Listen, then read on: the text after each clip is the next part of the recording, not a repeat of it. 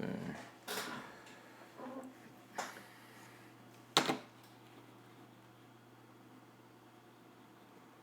The green one out here. I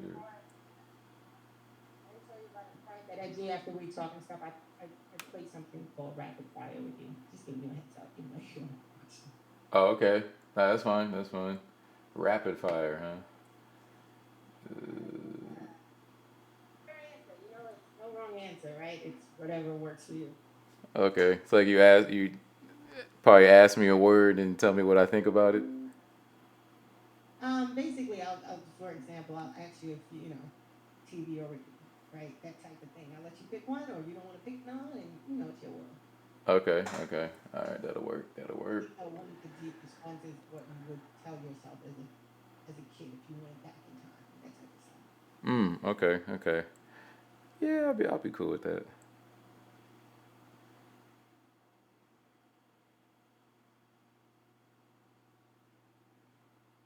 All right. We'll pick it up. Okay.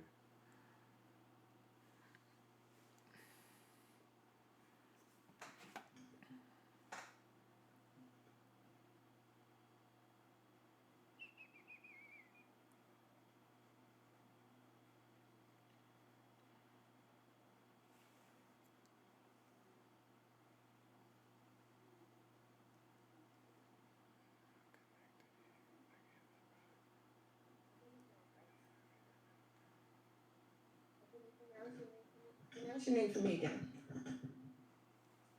Oh, what's that? I'm sorry. Hello? Yeah. Pronounce your name for me. Mudhuta. Hero Kayu. Oh, Mudhuta. Yeah, you can just go with Mudhuta. That's fine. Okay. Uh, Nation.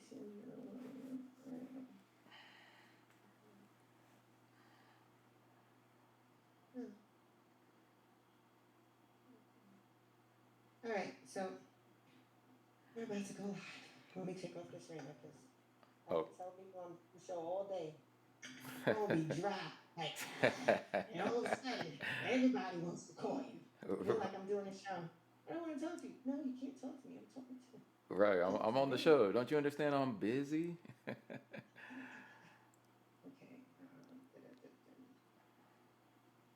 Okay, I like your background. That's what's up. Okay. We're also on the radio, so yeah. So you can tell Okay. it was. I did put promo, and I didn't. I don't know. I actually tagged your Instagram. Oh, you did. Okay. Yeah, I just Yeah. made that one too. I had some other ones, but that's my first personal one on there. I'm on it. As I do on the Wicked Radio, I do fashion things. I do on CW.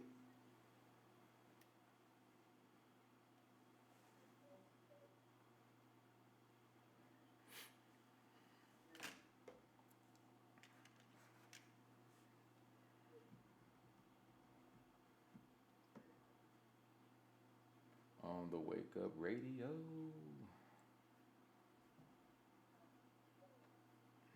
All right, all right. Let's see that. We're about to go live. Ready? Yeah, I'm ready. I'm ready. Oh my God, there's one more thing I need to do. I am not that I'm a maniac. It's just that certain things that I'm trying to No, no, go. take your time. Take your time. Well, no, what I wanted to add was like your websites and stuff. So it could scroll. Is that cool? Yeah, yeah, that's fine. That's fine. Yeah. Okay. You know what? This is easy enough. Tell me one. Tell me one of your websites.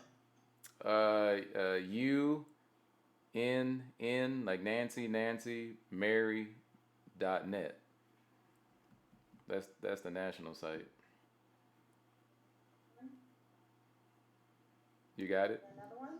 Oh, the Right. other Is one. there another one? Yeah, Um, it's pretty long though. It's a Holy Tabernacle Ministry. Can I type it into the private chat? It'll probably be easier. I don't know. I have this section where it's yeah, because I could copy and paste it. Yeah, yeah, it'd be a lot easier because. Okay. Yeah, you can type anything and then I'll just copy and paste it and tell them that they can reach you, they can follow you, they can check you out. Oh, okay, okay. I appreciate that. Yeah, there it goes right there. Music, I was just like, this Spotify is like a walking enigma. You do music, you do so much. I just started doing music again. I did it a lot when I was younger, but had to handle my business and earn some money and then come back to it. I ain't trying to be one of them broke rappers that sitting on the corner rapping broke as hell. I ain't trying to do that, man. Sad. Any other link that you We got some. I mean, I got a Right Knowledge Radio. Let me give you a link to Right Knowledge Radio real quick. Hold on. Uh,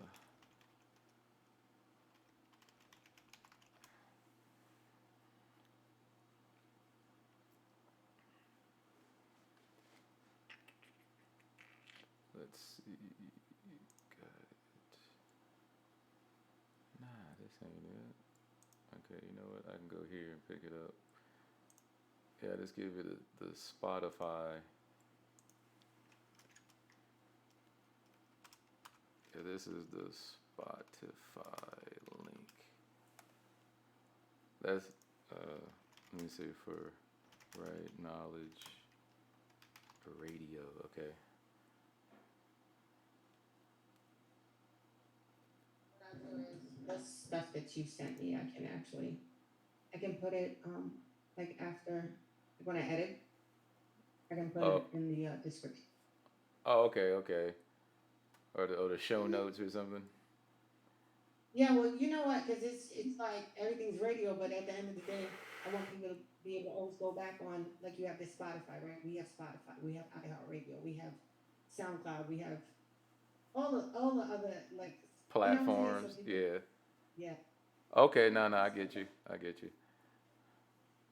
okay, boom, da da da, da da.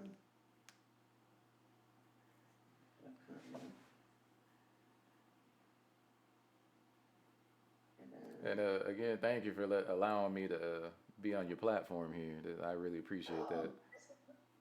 Oh, this is what it's about, right? It's all about um basically legacy.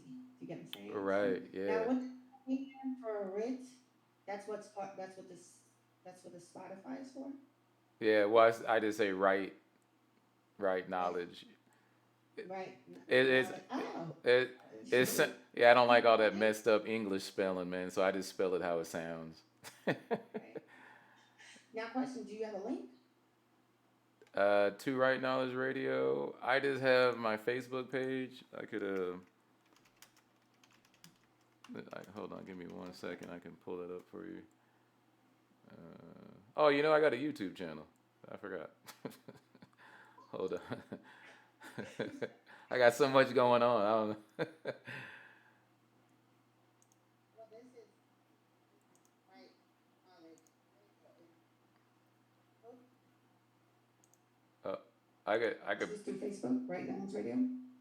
yeah, Facebook. I was gonna give my YouTube channel. Give you the link to the Okay. YouTube channel. Actually, no, just let me type this in here. Okay.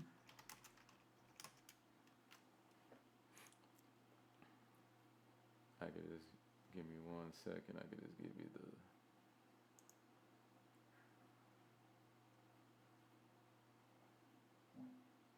Let's see. How could I? You know what's so amazing about having your own station is that you can do whatever you want. Yeah, You you can got edit, you can just be right, no right. right, they can hear us. So they're like, oh, they're going, okay, okay.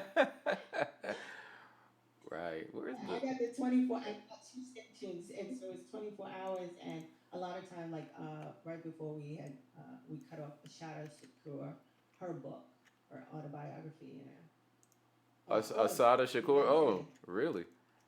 Yeah, I play the audible. A lot of times I'll play a couple of books that I like and stuff. Mm-hmm. Um, because the thing about radio, it has to be evergreen, right? It has to be something that you can listen to and still be able to understand it and vibe with it. So it's always creating evergreen, which it's always in existence, you know. Right, Um, right, right.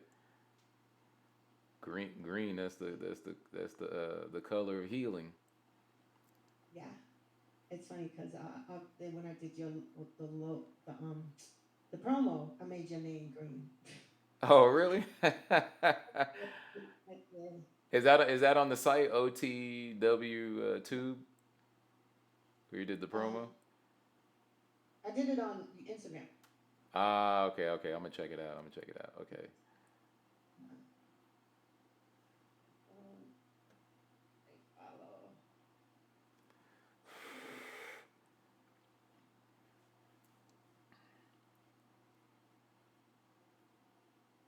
Everyone can see and hear you. That's what it says. Yep. Okay. What's that? Like I said, who said that? Okay. I mean, if anything spelled wrong, Everything looks good. and Spotify, UM.net, Right Knowledge Radio, follow. Yeah, yeah, everything looks good on the ticker here. Yeah, awesome stuff. All right. that'll work. That'll work. Okay, go. Now we're gonna start. All right, now we're really gonna start. It's funny Okay. because I started recording on my thing over here, my roadcaster. All right, let's go. Okay, okay.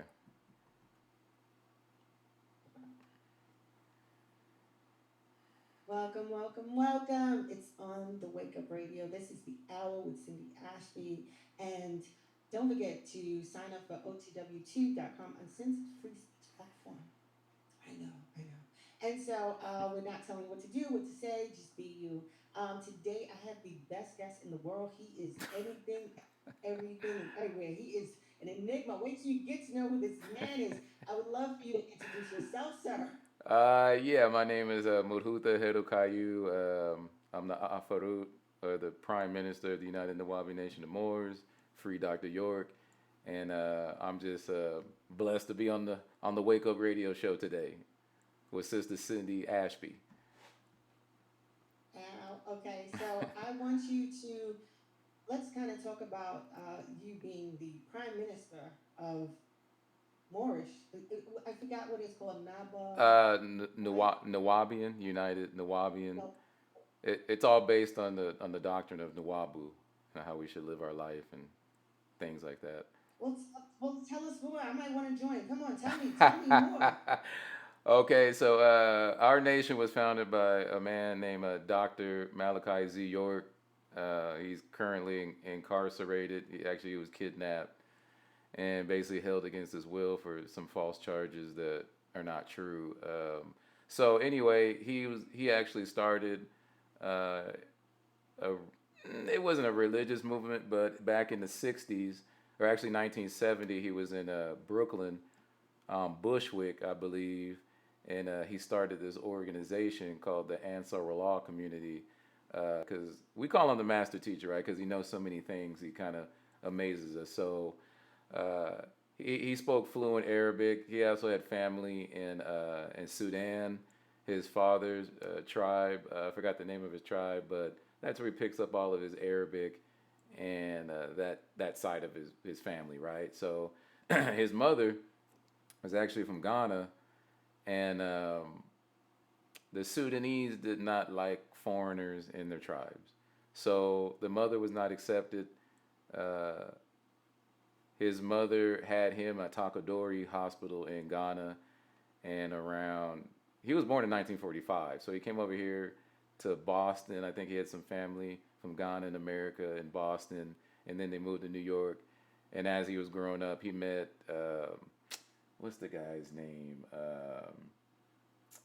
God, I can't believe he's from Morocco. But anyway, he was like one of the first guys to start Islam in New York. So he really grew under this guy, and then he became his own imam, and that's when he started the Ansar Allah community. I know I'm leaving out a bunch of stuff, but people are gonna get on me about this. But that's where he started the Ansar Allah community. He bought an apartment building, hustled up enough money to get an apartment building, and basically set up a kind of Islamic way of life to start with. And the master teacher said he did that because he said people lack discipline, and Islam gave people discipline so then he could raise the pure children of Nawabu. Like the Bible says, the 144,000. Even though these brothers and sisters their heart was too tainted to be of a pure heart, kind of like Christ. They say Christ was a pure figure. They were supposed to raise the children of the 144,000, as mentioned in the Bible. So it all started with the Ansarullah community that grew nationwide. But the master teacher's final goal was always to build a nation, not just religion. Because black folks got religion. We got religion down. We some of the most religious people on the planet. You know, but we don't have a culture. We don't speak our own language. We don't have our own customs. It's all based on what the slave master gave us. So so anyway, Nuwabu is right knowledge, right wisdom, right understanding, which leads to sound right reasoning. It's basically exercising the powers of the mind that we have as as Sumerians, ancient Egyptians, Cherokee, Blackfoot, and all the other cultures, Mayans. They try to say that the Asians were the Mayans, but if you go inside the temple and look at the pictures, Asians don't have cornrows. So who is that on that temple wall? So so that's basically what Nababu is. It's so amazing what you're doing, right? You're giving everyone their flowers, and you don't hear that every day. But I want to know, why did you join? What made you Hmm. want to take this to the next level? Well, I was on a spiritual hunt. I had questions. I had questions ever since I was 6 years old. I'll start there because I grew up in a town called Walnut, which is pretty. It's like middle class. You know what I'm saying? And I was one of the few black or Moorish kids that went to the school. Everybody else was white. This is before the Asians moved in. A lot of Asians moved into Southern California like in 88, 87. So this is like 86. So one of the kids, my parents didn't really raise me to identify much with race. It was all about multiculturalism, which we'll touch upon in a minute. But they called me black. But I looked at, as you see me now, my skin is brown. So I'm like, Dad, why they call me black? You know what I'm saying? And he's like, oh, son, just go with it for now. Well, we'll talk later when you grow up, but for now, just go with black. And I just went with it because that's what my father had spoken to me, but it never did sit well with me because I don't feel like whatever a black guy is supposed to feel like. I don't feel like that, homie. You know what I'm saying? I just feel like a human being. You know what I mean? I just feel like a human being that wants to have fun and have friends and learn and stuff like that. But when I got older, um, and actually, no, around 7 years old, I was in a no 8 years old. I was like in second grade, 8 or 9, I can't remember. I went to a school called C.J. Morris, and one morning, my dad dropped me off, and and he saw these white kids. One was in front of me, and one got behind me like on all fours, and the white kid pushed me over him, and I had an afro at that time. I was a little kid. I had an afro, and he spit in my hair and called me a nigger. And my dad saw this. I didn't even know what a nigger was at that point. I had no idea. You know what I mean? I don't even know what that is. And so my dad said he got these two little Caucasian kids and took them to the office by like he picked them up by the collar of their shirt and brought them into the office and told them, what he had just witnessed. And I'm not even front. I don't even remember that. I was so young, I don't even remember. So, but my dad told me the story many times. And so when I got older, I went to a school that was very racially mixed. There was Hispanics, Mexicans, Chinese, Vietnamese, Koreans, Caucasians, and in my class of 98, we had like the most black people had ever seen. So at least that was a good thing. You know what I'm saying? At least there's more representation of us than all the other races. But and I went through racism there too. Not just from white people, from Mexicans and Asians. You know what I mean? Because it's the images that we put on TV that these other races like don't respect. You know what I mean? Like we're the gangsters, we're always the bad people, we killing people, we pimping out our women, we disrespect our women. So that's what they see on TV. And they hear the rap music, they hear niggas. So they say, "Hey, what's up, nigga?" No hesitation. "Hey, nigga, nigga, what's up?" Like, "Hey, you know what? Maybe you shouldn't be calling me that, homie." You know. But But anyway, those are some of the stories I went through. It's always wanted to know, like everybody else got their cultural nationality. You know, where is mine at? I'm just black, but there's no nation called black. You know what I mean? So I just kind of left it alone until I hit about 30. I went through my IT career. You know what I'm saying? And when I hit about 35, I said, there's got to be more to life than this. You know what I mean? Like, who am I for real? So I started to look on the internet, and I found Noble Drew Ali, the prophet Noble Drew Ali of the Moorish Science Temple of America. Started connecting with brothers on that level in California, New York, and in Boston. And but then I found out there's a lot of scams in this Moorish stuff. You got to really watch yourself. So I was listening to Canaan Land Moors. Ooh, excuse me. Canaan Land Moors one day, and it mentioned Nuwabians. I'm like, what the heck is a Nuwabian? The word even sounded funny. I'm like, what the hell is a Nuwabian? So I do a quick little Google search, and I see this black pyramid, right, with the Eye of Heru on it, and I'm like, wow, I'm like, they built this, or is this some kind of 3D trick? And they actually built this city in Edenton, Georgia, to kind of like replicate ancient Egypt. And I knew we were the ancient Egyptians, right? So I'm like, wow, what's going on here? And then I read that Dr. York's incarcerated, and I just got mad because they always kill or incarcerate our leaders, man. Like, they always do that. So I'm pissed. I'm like, damn. So now I can't even join, you know. But luckily, somebody was keeping it alive. His name was Asar Ray Amun, and I called the number, and I spoke with the brother for about a month, and then that's when I came home. You know what I mean? And let me add on to that, because when I was about 19, I was getting into a lot of trouble. Right, I got a DUI, and I was hanging out with brothers I probably shouldn't have been hanging out with. And then I tried to some bank scams, right? And I got arrested in the bank, you know, just to just to keep it real, right? So I had to go to what is that? You know, when you pick up trash on the side of the freeway instead of serving a jail time. It was my first offense, so that's what I did. And I met a brother from L.A., an elder. So this must have been God sent, that I messed up so I can learn my lesson. But God wanted me to teach me a lesson.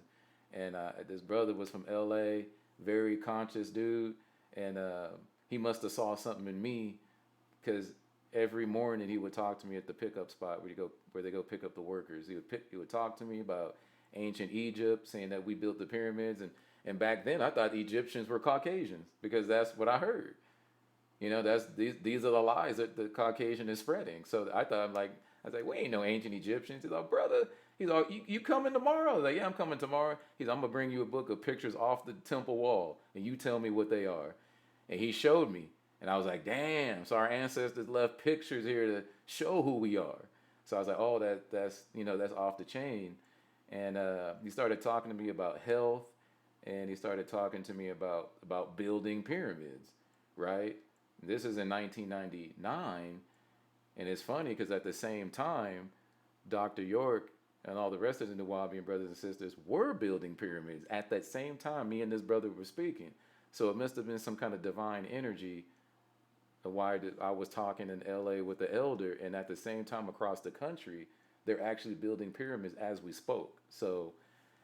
Um, so that I find that amazing, you know what I mean? But I know I'm rambling on here, so go ahead with your next question. No, it's okay, right? Because you said you went through what you went through, right? And so basically, your brother approached you, and you kind of got to learn something from him. And do you feel like it's almost like with Malcolm X, right? If he had not been approached Yeah, by a brother, in the Islam Nation, right? Do you get what I'm saying? yeah, right, Do you yeah, feel yeah, like something was it? It could have been Christian, it could have been Islam. Do you get what I'm saying? right. Or Anything to have change you your looked life at for the better. him? Yeah, Right. So do you feel that way, or do you feel like this was the right fit for you? I mean, you are the prime minister, right? absolutely. For me, speaking just for me, I feel like I've definitely my spirit came home uh, to what I am as a being. This as a being existing, breathing, and having this experience. Of just existing, coming from my mother and my father. They created me, by the will of, we say the Nati Orwa, which is the Netaru, this in Nuwabic. But I've come to deal with, my mother died recently, and the brother who was the president of the nation, uh, he talked to me about, you are your mother. I mean, the same genetics that's in your mother is in you. Literally, she's in you. And I've never had anybody explain that to me.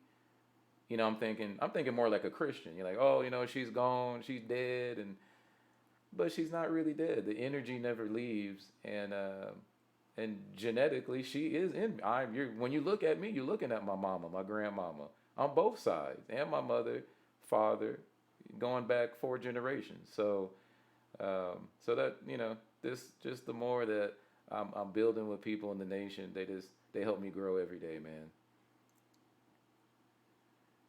That is beautiful that you would say that, energy never dies, right? Right? Yeah. I often would say, hey, I'm breathing in Nat Turner every day.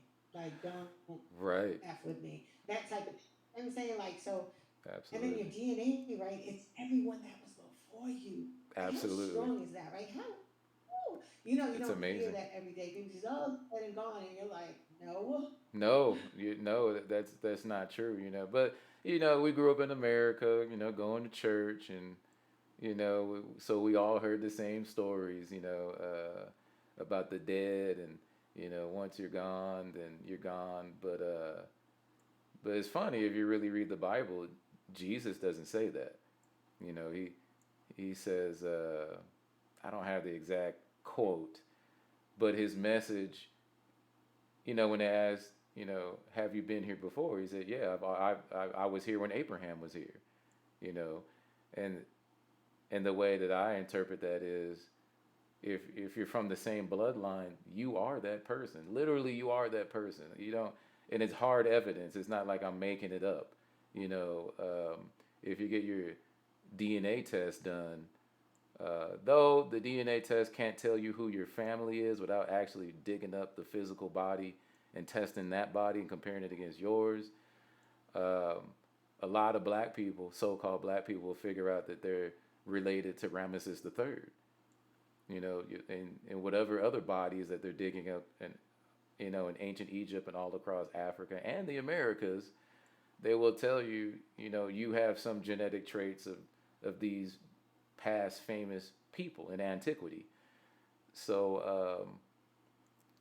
we're pretty amazing people if you really think about it, and you really get away from what foreigners are saying, because foreigners are trying to dictate who you are, in this box. They're trying to put you in this box to try to, to try to identify you, and they can't really do it because they haven't existed as long as we've existed. You know what I mean? We've been here millions of years. I think the Caucasian just showed up maybe 8,000 years ago. And they'll even tell you that. Like, how can the youngest race on the planet cannot tell the oldest race where they're from? So, not that I'm trying to be racist or anything like that. I'm not. But the facts are the facts, and the fact that they tried to marginalize us from society. From some of the things that they told us. Some of the degrading names, degrading stories. Uh, calling us names. All these things that we've gone through as Moorish peoples. Uh, this is the time to correct all that stuff, and we have great scholars. You know what I'm saying? Some of the scholars, that's a whole nother story with the Greek fraternities and all that stuff. But we have great scholars that have brought us back into mankind, and into man, to be respected again. But it seems like, kind of like the younger generation, we not reaching them with this knowledge. They're more into, lean, and doing all kind of crazy stuff, when they should be the next leaders of the world, in my opinion. But they, because I'm 42, you know what I mean, and I have a daughter who's 7 years old. She'll be 8 this year, and I haven't talked to her in a couple of years because of her mother hates my guts, right? So, but when I talk to other children, uh, Their parents ain't really teaching them the right things. They're letting the school teach the children, and I'm all that's cool, but the school can't teach the children about themselves, about their family. The school doesn't have a curriculum for that. So I kind of feel ashamed of my generation, people who look like me or who call themselves so called black or Moorish or Negro colored, whatever the name is, you know what I mean? We haven't been teaching the offspring the right knowledge. And I think one of my goals is to actually build a school to teach um, children who they are, along with mathematics and science. And it's great to teach children prayer and meditation. You know what I'm saying? That's okay. They took it out of the schools. I think that's horrible, but um, yeah, I mean, we're just not teaching the younger generation the right thing, and then we wonder why they so crazy. That they don't know themselves. Well, it's because it's our fault. You know what I mean? Well, here's what I want to say. When you were talking about the fact that, the children want to be on the lean, and here's what I always tell people, right? Hmm. Your Yeah. child is half of you. Your child is half of you. As Absolutely. crazy as you are, your child is going to get just as crazy. And I really feel like it's about meeting them at their level. If it's about music, and we're going to talk about that because you do music. Do you get what I'm saying? If it's about Right. Right. music, you impact, right? It's not everyone, like how you found out you got locked up, but you got to find them where they're at.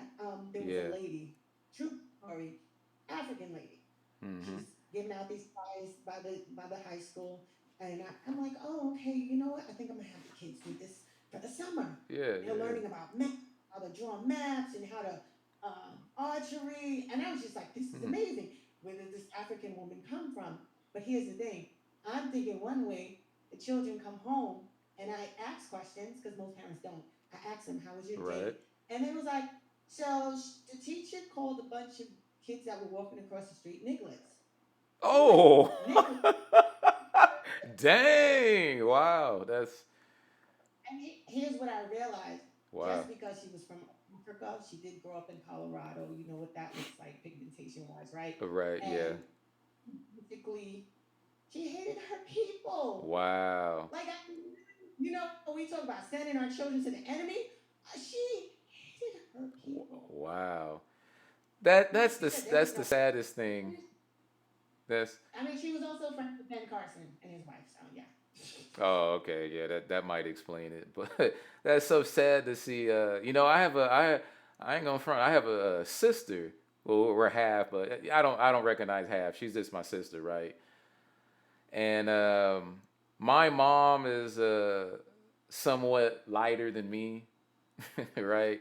And then she married somebody, not married, but she got with somebody in L.A. that was very light, like really, really, really light. So my sister turned out really, really light.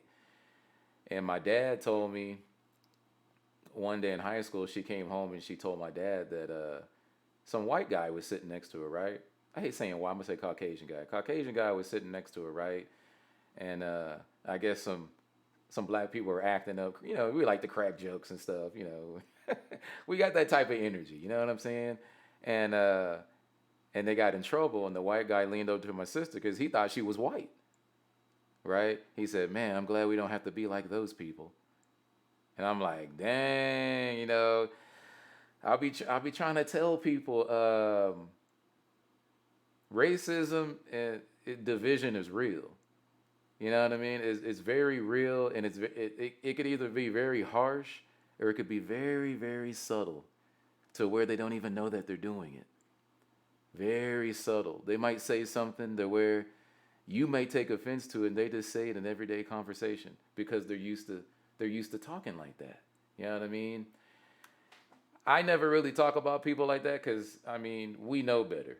As melanated people, we know better than to say something stupid like that unless it's deliberate. There's some brothers in L.A. that's pretty prejudiced. You know what I'm saying? But we know what we're saying, and when we say it and we say it is deliberate. You know what I mean? I'm not gonna sit up here and say every black person just loves everybody. No, that's not true. You know what I'm saying? It. Well, here's a joke, right? So my uncle in London, he's always like, I'm tired of working for the white man. He only dates white women. You get what I'm saying? Right, right, right. He confused. It's Try to so make sense. it's so hard not to though because you grow up, especially in the 80s and the 90s, the beautiful women that they show on TV, who they show? They show Caucasian women. Sharon Stone, Liz Taylor, um, and any other Caucasian woman that I haven't named. You know what I mean? Like I grew up like Pamela Anderson. I used to love Pamela Anderson. I ain't gonna lie, as a kid growing up, because that's what I seen on TV. Or if I looked at the Jet magazine, I liked them sisters in there. You know what I'm saying? But besides that, I'm talking about physically on TV. They brainwash us that way because we don't have any. Well, now we got some networks, Oprah and I don't know, Stars or something. But that's not even really good enough. But at least we got Right. some representation, on It's TV. funny. Oh yeah, go ahead, go No, ahead. Yeah. Oprah. I like Oprah. Mm-hmm. Never. I don't know what it was. It was an energy thing. But I was thinking about when I was growing up, right? And watching TV, I watched a lot of TV, but for me, like the only thing that could like keep me was when I saw that like one black actor. And then I Okay. became interested, right? The Diane Carols, right? Just, right? It's just like, wow, opulence and just, do you get for Yeah, me, yeah, yeah. I was always looking for me. I was looking for me, Uh, our people. right, right, right. That's cool, man. I wish I was that culturally conscious when I was young, but I did get into Malcolm when I was about 10 or 11 after I saw Roots. Roots. Okay. Roots pissed me off, man. When I seen our people went through that stuff, whether from Africa or what else story they don't tell is the indigenous people here were also enslaved. They don't tell that Yeah. story though. Now it's starting to come out, but they didn't tell that back in the day. But when I seen Roots, man, I've never been the same. Now, I've never been the same. someone was just talking about Black History Month, and I said Black History Month for me was a lot of white abolitionists. I'm gonna keep it real, right? Mm. And it was like, oh, this person tried to help us, and so that's what I saw. So imagine watching Roots. I was like, somebody has lied to me. Yeah, yeah, See, yeah. and so so I'm in New York, right? But Mm-hmm. grew up in Brooklyn, so that's what we got. And so I went, huh, that's interesting. It's very interesting. He said, why Oprah? Because Oprah could put on so much other people, but she really doesn't. And I get it. She's not in charge. That's what it means. She's Right. not in Yeah. charge. Yeah. And she Yeah. sold things to Viacom. She sold her stuff to Viacom, which is a big, big deal. Do you get what I'm saying? It's I like didn't when even know that. BT Yeah. BT sold themselves. Like it went right back to the very people that they say oppress us, and it's just amazing. I Right. never wanted to be. I feel like I am always aware of all the things we've invented. We Mm-hmm. once had a show where we had white nationalists and a couple of brothers that did a show, and it was like we didn't need you slaves. We built America brick by brick. And like one of the co-hosts said, no, you mean whip by whip. Do you get what I'm saying? So sometimes you have to remind people, well, Right. you go Right. your way, my way, and they goes, we like Wu Tang. No, we have to take Wu Tang with us with the elevator and the escalator and the baby stroller and the potato chips. And do you get what I'm saying? Like Right. it's Yeah. not Yeah. lights for Christ's sakes, right? And I'm sure his family doesn't make a dime from it. Do you get what I'm saying? But it's Probably just not. like given so much to America, so much. And so I wanted to ask you about these websites. So should we start with the first one because I wanted Uh. to know more about the uh holy. So yeah. Yeah. The holy. Yeah. We could start with that one. okay, the Holy Tabernacle Ministry.org. Tell us about it. The Holy Tabernacle Ministry. When I mentioned before about Dr. York, uh, he took us through schools of thought, right? Like he took people to show them the real facts and what really happened and what things really mean in these religions. So he took us through Islam, he took us through Mosesism, and then he took us through Christianity. The he gave people what they want so they would learn to want what he had to give, right? That's one of his sayings. So he gave us what we want. We wanted religion. He gave it to us, right? But what he really came to do was form a nation. So once we got done with these religious schools for the brothers and sisters who actually participated in that since the 70s, then he formed Holy Tabernacle Ministry, which is the culmination of all those organizations into one. So in the Holy Tabernacle Ministry, um, we teach about scriptures, in any type of scripture too, not just the okay, somebody wants to know about the rape allegations. I know that would come up. So the Holy Tabernacle Ministries is built was built for the children of the 144,000, right? These are the pure children of the Natiorwo of nature, right? Not necessarily of a personified God, but of pure nature that would teach the future generations who they were, where they came from, and give them that storyteller that they never had, right? Because every culture has a storyteller to keep their culture alive. You know, an elder, a grandfather telling the grandchildren about great kings or tribal leaders or great mothers, great woman warriors, because we had a lot of woman warriors. People don't realize that there's actually a movie on Netflix called Afri- Woman King. It's called Woman King. It's actually pretty good. So the HTM is kind of like that. It's for the pure children of the Nati Orwo, and it's the children that's gonna actually teach the adults their culture and where they came from, right? So it's basically a fraternity built upon the principles of Nuwabu, right? Which is right knowledge, right wisdom, right understanding, which leads to sound right reasoning. So, Okay. Um, yeah. no, I was trying to see what can they do when they go to that website? Is something they could sign up, subscribe? Yeah, there is I think a members tab. I haven't been there in about 2 weeks, so I think there's a members tab. You kind of read what the organization is about, and at the end, there's actually a PDF form that you could fill out to apply for the tabernacle, and then one of the brothers will pick it up here and look at it. We'll go over it, and we'll have a follow up kind of like interview type of thing, where we kind of ask you some questions like, why do you want to join? What have you heard about the tabernacle? And just try to get a little bit more of their background and where their heart is at as far as wanting to join the fraternity. And this is only men. No, oh no, no, no, definitely women too. Definitely women too. I'm just checking. All Okay. right, some things kind of. Oh, that's kind of dope. I Yeah. do like that.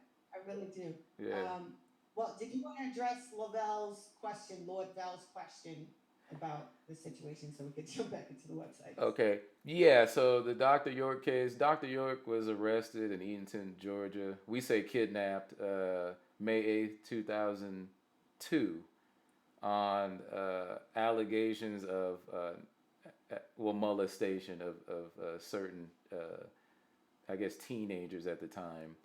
Now there's a website called Nuwabian Facts.com where they have the Judge Ashley C. Royal was actually over this case. He's a federal judge, and what in this case was first brought by the FBI. The FBI gave it to the state, right? The state could not prosecute Dr. York because there was no physical evidence of no DNA, no fingerprints, no even like real testimony that could even give circumstantial evidence to Dr. York touching these children.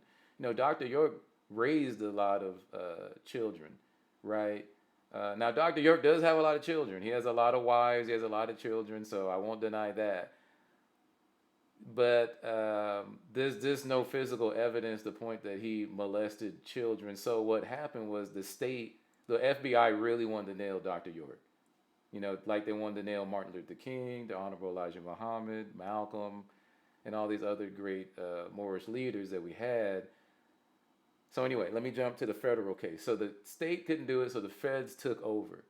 Now the feds uh, brought up new charges. They couldn't get him for molestation. Dr. York on record is not charged with molestation, but he was charged with the Mann Act. And they say the Mann Act, he took children from state. He didn't drive them himself. Actually, it's his sister, uh, Waikia. I forgot her government name, but they call her Waikia. She was because a lot of the parents were on the land because we had land where we had a community, right? So they were bringing some of the parents, bringing some of their children down so they could be with the parents, right? So the feds are saying, oh, well, he brought children, he directed his sister to bring children down. But it wasn't just her, it was a lot of families coming down to the land. So they hit him with the Mann Act, meaning you're crossing state lines for sexual exploitation.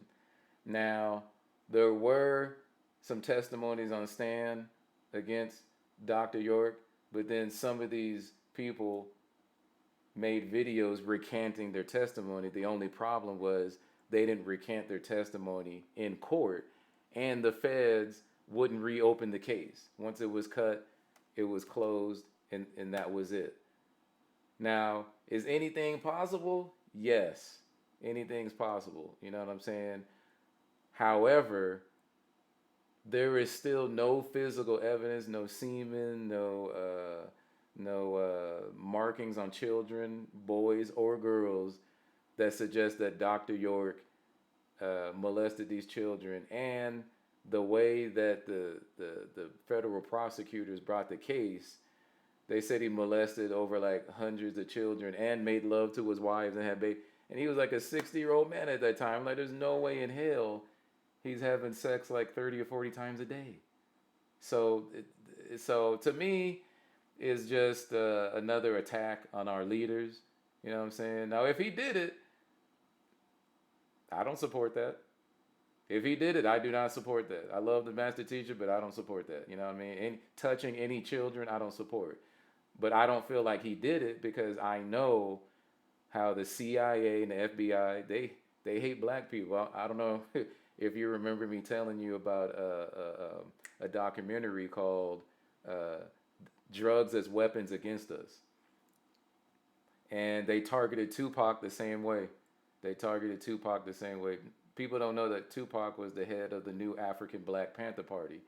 And since he was a Shakur, he was the son of Mutulu Shakur and Afeni Shakur. Now Mutulu got locked up I think in the 80s.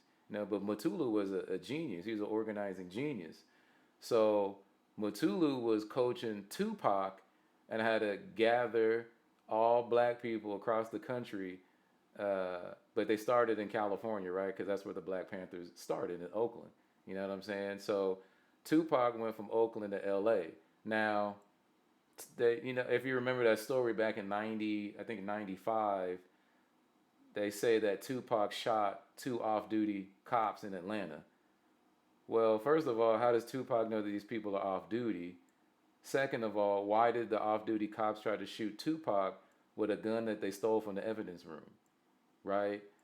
After that happens, then they put Mutulu Shakur in solitary confinement and didn't let him talk on the phone anymore because he was coaching Tupac about how to solve the Blood and Crip problem in L.A. And then in 1990, I think 92. So this is a couple years before Tupac shot these dudes trying to kill him. There's a Blood and Crip treaty or peace, right, in L.A., the truce. But as you know, the CIA doesn't want black people to have a truce. That's why they flooded the hood with crack. They flooded L.A. and South Central with crack in like 80, I think it was like 84, 85. So they always use drugs to destroy the community, to control the community, and then if that doesn't work, then they plan on killing you. They plan on killing you. They killed Martin Luther King. They could have stopped Malcolm X from being killed because they knew the NOI was trying to kill Malcolm, and they didn't. They just let Malcolm die because they don't care about black people at all, and they let Tupac die. They actually set up the scenario for Tupac to die. I mean, death row is filled with cops. These cops are working as covert agents. You know what I'm saying? You see them all in their blood uniforms, brimmed out. You know what I'm saying? A lot of the cops were from Compton. You know what I'm saying? Pyrus, and they're operating the drug trade from within death row.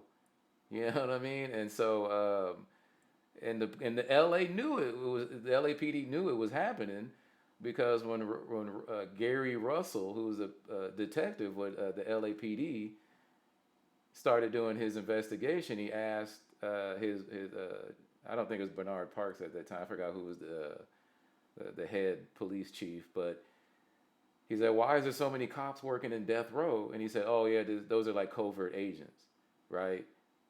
And he's like, "Well, why are so many covert agents? What's really going on?" And he told them stop investigating. And if you remember the presses, when they were covering reporting on this case, they fired Gary Russell. He was getting too close to the truth. You know what I'm saying? And you know, they just don't want us to do. They fear the rise of the Black Messiah. I totally get what you're saying. So pedophile crap is not the move. It's dead wrong. And I really appreciate you Hmm. saying, like, listen, if I even knew that, hell to the no, no, no, doesn't Yeah, work for me. And so I don't that's support that. important. But I remember, I remember even with Michael Jackson, right?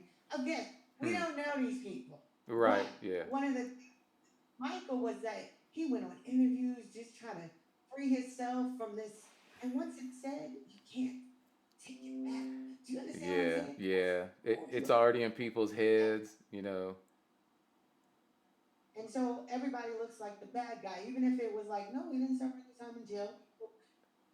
People take back their statements. See, Michael Jackson, the children that when they got older, they said my mother and father were money hungry.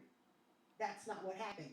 Well, the man's dead and gone already. But forever, people think Michael, the pedophile. I don't think that, Yeah. but majority of people, which is really sad. You know what I'm saying? Yeah. Really Yeah. sad.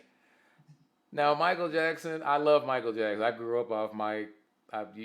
To me, they can't make me change the way I look at Michael Jackson. But I will say this: he was a little weird with kids. I mean, letting them sleep in his bed and stuff like that. I'm not sleeping with nobody's children in the bed, Well, I but literally just watched it this morning. This morning, and he said, I've never let the kids in the bed. They can sleep in their bed, but I've never had them oh, in my okay, bed. okay, okay. So he See, okay, I didn't know we was gonna talk about this, but I literally heard he sat there and he said, "I've never gotten in bed with a child. I've never had a child get in bed with me. Now they can sleep wherever." And the reason I have Neverland is because I guess he didn't really have a childhood. He's been performing right, since he's 5. right, That's right, gotta right. suck. Yeah. Yeah. But no, I get what you're saying, right? It's Michael was just, the fact that he Well, if he, embraced himself, like, I mean, yeah, yeah. I mean, if he didn't really do wow. that, because that's what they see. It's even in my head still. You know what I mean? Until you just told me that, I can't see Michael Jackson hurting children. You know what I mean? It's just he loved the kids. You know what I mean? He just wanted them to have fun, and if they were disadvantaged or whatever, he just wanted to let them play at Never Land Ranch or whatever it's called. You know what I mean? He, when they attack you, this is what they do. They defame your character. That's where the FBI and the CIA start. They defame your character. This is COINTELPRO 101. That's Michael Jackson didn't want to play ball with something. He didn't want to sell his rights to his music to Sony. I don't know whatever else Michael Jackson was going through, but it was putting him under tremendous pressure. You know what I'm saying? To the point where he had to hire the Nation of Islam to be his bodyguards. You know what I'm saying? And Michael Jackson was speaking out about the education system. He spoke out. He was a political warrior in my eyes. You know what I mean? And that's why they Yes, attacked him. but that's what I say. All I want to say is they don't care about us. They don't Okay, really that's care all. about us. That's right. They don't. Not because it's so true. Everything you've learned as from a child has been upside down and backwards. That Yes. wouldn't make sense. When Yes. when you Yep. go to other nations all over the globe with flat Earth, because I don't, everybody's different, is Yeah. that when Yeah. you go to Thailand, there is a creation story they have. When the Creator first made us, we were burnt, Burnt. but then Okay. the Creator remade us, and we were milk. Do you Hmm. get what I'm saying? So All right. over in Asia, they bleach. They actually Wow. bleach. I've seen people that and they said they ain't white enough. Asians have told me I ain't white enough. You don't see how white she is. I said, oh, you Wow. looking for the geisha girl look? You know what I'm saying? You want Right. powder. Yeah. And so it's that's in people where people don't even love themselves anymore because of any melanin. Like melanin is the sun. It is the stuff the Absolutely. universe is made out of that you can't figure out. Without the dark matter would be no sun, would be no stars. That's right. That's right. I mean, and people in India and Africa, they bleach their skin too. I mean, I used to be with a Hindu girl. I was with her for 9 years. Almost got married to her. Her name was Mona, and she was a Nayak. That's a pretty big tribe in Hindustan. I call it Hindustan, not India. But she made a comment to me because she was darker than I was, which is beautiful because that's what I love. And she said, "Oh, I'm too dark." I said, "What?" It's like, you ain't too dark. You ain't dark enough to me. You know what I'm saying? So it's this disease of mind that the Caucasian brings. I don't know, it might go deep down in Asia too, but I know the Caucasian, from my point of view, they just tell you and they depict these images on the screen like where dark is just it's ugly, it's undesirable, it's and it's all. And the funny thing is, there's no evidence to prove that. You know what I mean? Darker melanated people read. You know, let me go back to the early 1900s and like baseball, right? The game of baseball, right? There's nine people on the field, there's one batter, and there's four bases, right? Now, Caucasian made up the game of baseball, I think. If you go back, we might have made it up. But as far as I know, they came up with the game of baseball. And so they played baseball very robotic, like with no soul. They didn't dive, they didn't jump over walls, they didn't slide. And when Babe Ruth saw the Negro Leagues, he said, "God damn, what? I ain't never seen nothing like this. People jumping over walls and sliding, and what is going on here?" And he said, when he played, he said he was just an average player in the Negro Leagues. He said, "I'm average, but if I go back and play with these white boys, I'm gonna dominate them all, right?" And so, when they brought Jackie Robinson was breaking all kind of records, you know. And this is the thing that they fear. They fear, like Public Enemy said, they fear the Black Planet. They really fear what we can do because they know back in their history, even in Europe, and on some of their family crests that they have, anywhere from Spain, Italy, all the way up to Germany, you're gonna see a Moorish black face on there. And if you just go back and look, they looked at us like the gods, and the reason they turned against us is because, yeah, I mean, sometimes we didn't treat them well either. Like there's a lot of black Muslims who had Caucasian slaves. We were the first pirates. You know what I'm saying? We would kidnap English people off the coast of England and Spain.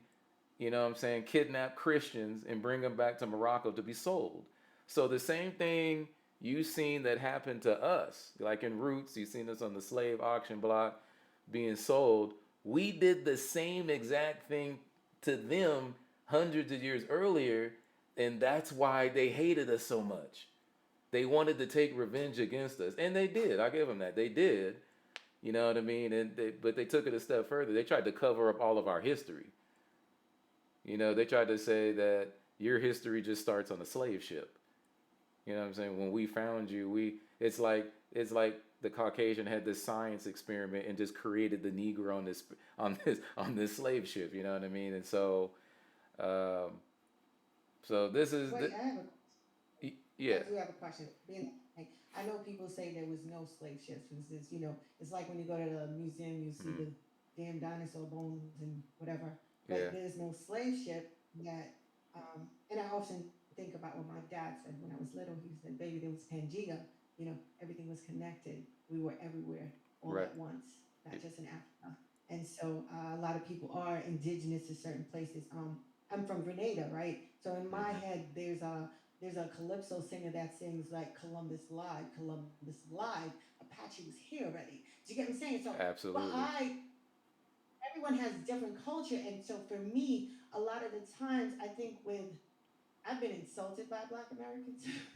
You know what I'm saying? So Like, have I. da, da, da, da, and I'm like, why are you upset? Like, don't be upset with me. And I get it, right? Someone took you and dropped you, and no one came back to get you. At least I have a place where I can say, well, my family's been here, right? And they live and they die for Grenada, and so it's just so much hurt because everything's been whitewashed and wiped away. Hmm. It really sucks because you don't really know the truth, and they don't know nothing about Pangea. They don't know they. Do you get what I'm saying? Like they don't Yeah. know. They Yeah. don't know their grandfather.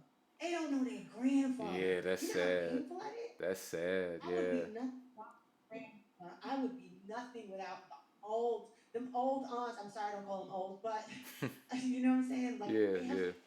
knowledge, and so some people don't have that. There was a point where when we were growing up, there were children that was put in front of the TV. And that's how they learned. Nobody spoke to them. They don't know nothing. Everything is the TV. Now, I would say entertainment is a distraction, but also if you pay real attention to certain things, they hide certain things. They don't really hide it because the first rule of Luciferian is to hide it in plain sight, right? So, Absolutely. it's Yeah. like Yeah. actually reading different religions, getting to understand. And there was a point where I have not read a whole bunch of African um, history. I know what I know, Mm. but for me, it's me understanding who I'm out here with. So Right. I'll figure out I know people's history. I know how they made money. I know about this one. Do you get what I'm saying? For me, Right. I'm trying to, well, I just go to psychology, but I'm trying to understand why they act like this, why they treating us like this. Uh, I'm good with mines. you're You talking get about what I'm Black saying? I Americans, don't know. right? Yeah. Yeah, so I don't know. Where are you from, brother? You're from here. Yeah, I'm from here. I'm Cherokee, what they would call Cherokee, Aniawea. So my people go back to North Carolina, in the what they call, How far can you, huh? how far can you go back? I could go back to my great great grandmother. That's amazing. Yeah, that's as far as I That's go back. Then after that, things get kind of generalized. But yeah, my grandfather told me I was Cherokee, and my dad did too. And on my mom's side, they're also Cherokee and Choctaw, like Louisiana, kind of like Mississippi tribal people. So and Mardi Gras, the Mardi Gras Indians are there too. Actually, Master P is a Mardi Gras Indian. Um, so Black Americans, like when okay, like I don't, I guess I look a little different than a lot of black people. I don't know. I think I look similar, but I was kicking it with this is when I was like 22 years old, and I was kicking with my Panamanian homeboy Jason Paez, and he had a Mexican homeboy named Jerry. Right, we're all kicking it, just cooling out, kicking it, drinking some beer, and this brother.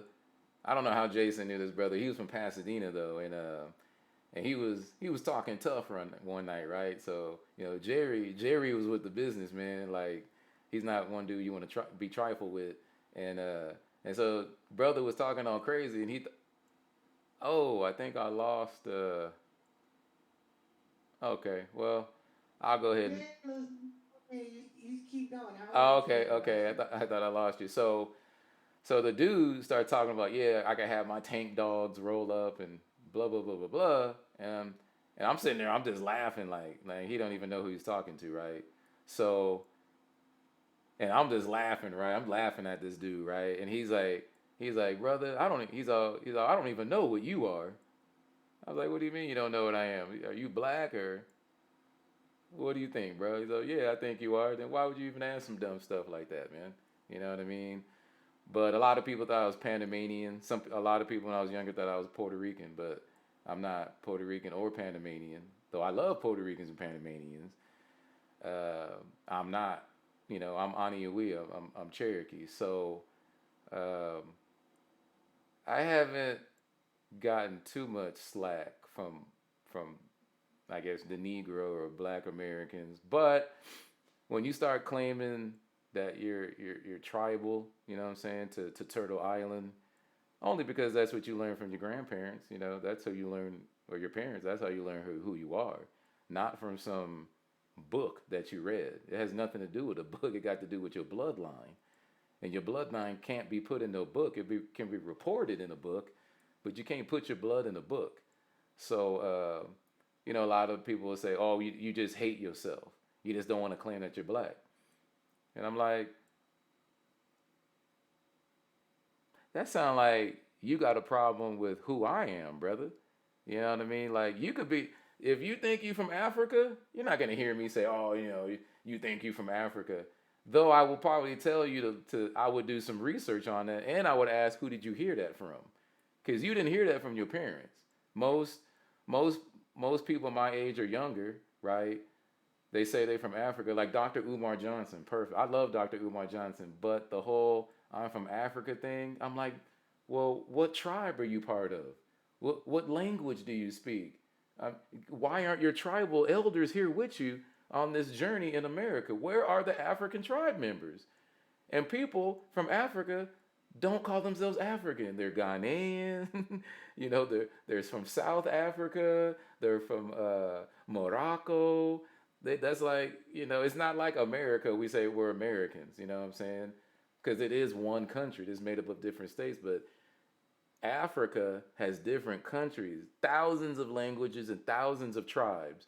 Which one are you? That's You Fresh know, 54 got asked. Yeah. Yeah, yeah. Which one are you? And then don't get mad at me because I say I'm an indigenous American because you believe in the pictures that the Caucasian put out of what an indigenous American looks like, and it's an Asian. It looks like an Asian, right? And Asians have been here for a while. They've been here for thousands of years, but we're even before they are. We've been here for like you said, Pangea. We call it Ganawa, right? But we were here millions of years ago when the land was one.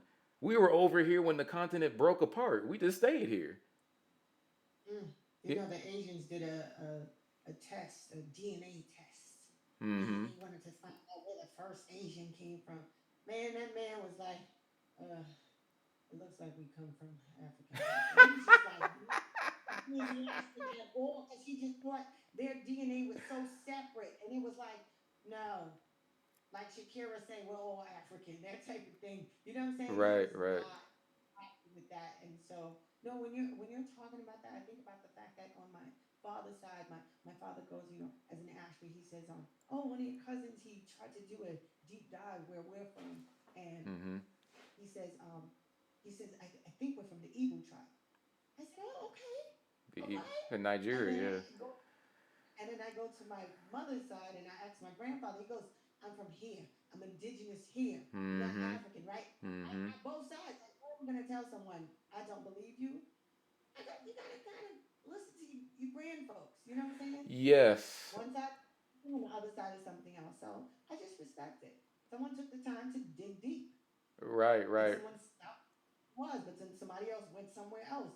And so, you know, but you can't be upset that somebody knows where they're from and then you're upset at them talking about you must not like yourself. I don't even understand how someone could make their mouth to even be so Ye- disrespectful. Yeah, I don't know. I don't. Yeah, I never did get that about a lot of black people. To try to dictate where you're from. Like I always tell brothers and sisters, like, well, do you know my mama? Do you know my daddy? How are you gonna dictate where I'm from, and you don't even know who I am? That don't even sound right. Come on, man. Use your brain, man.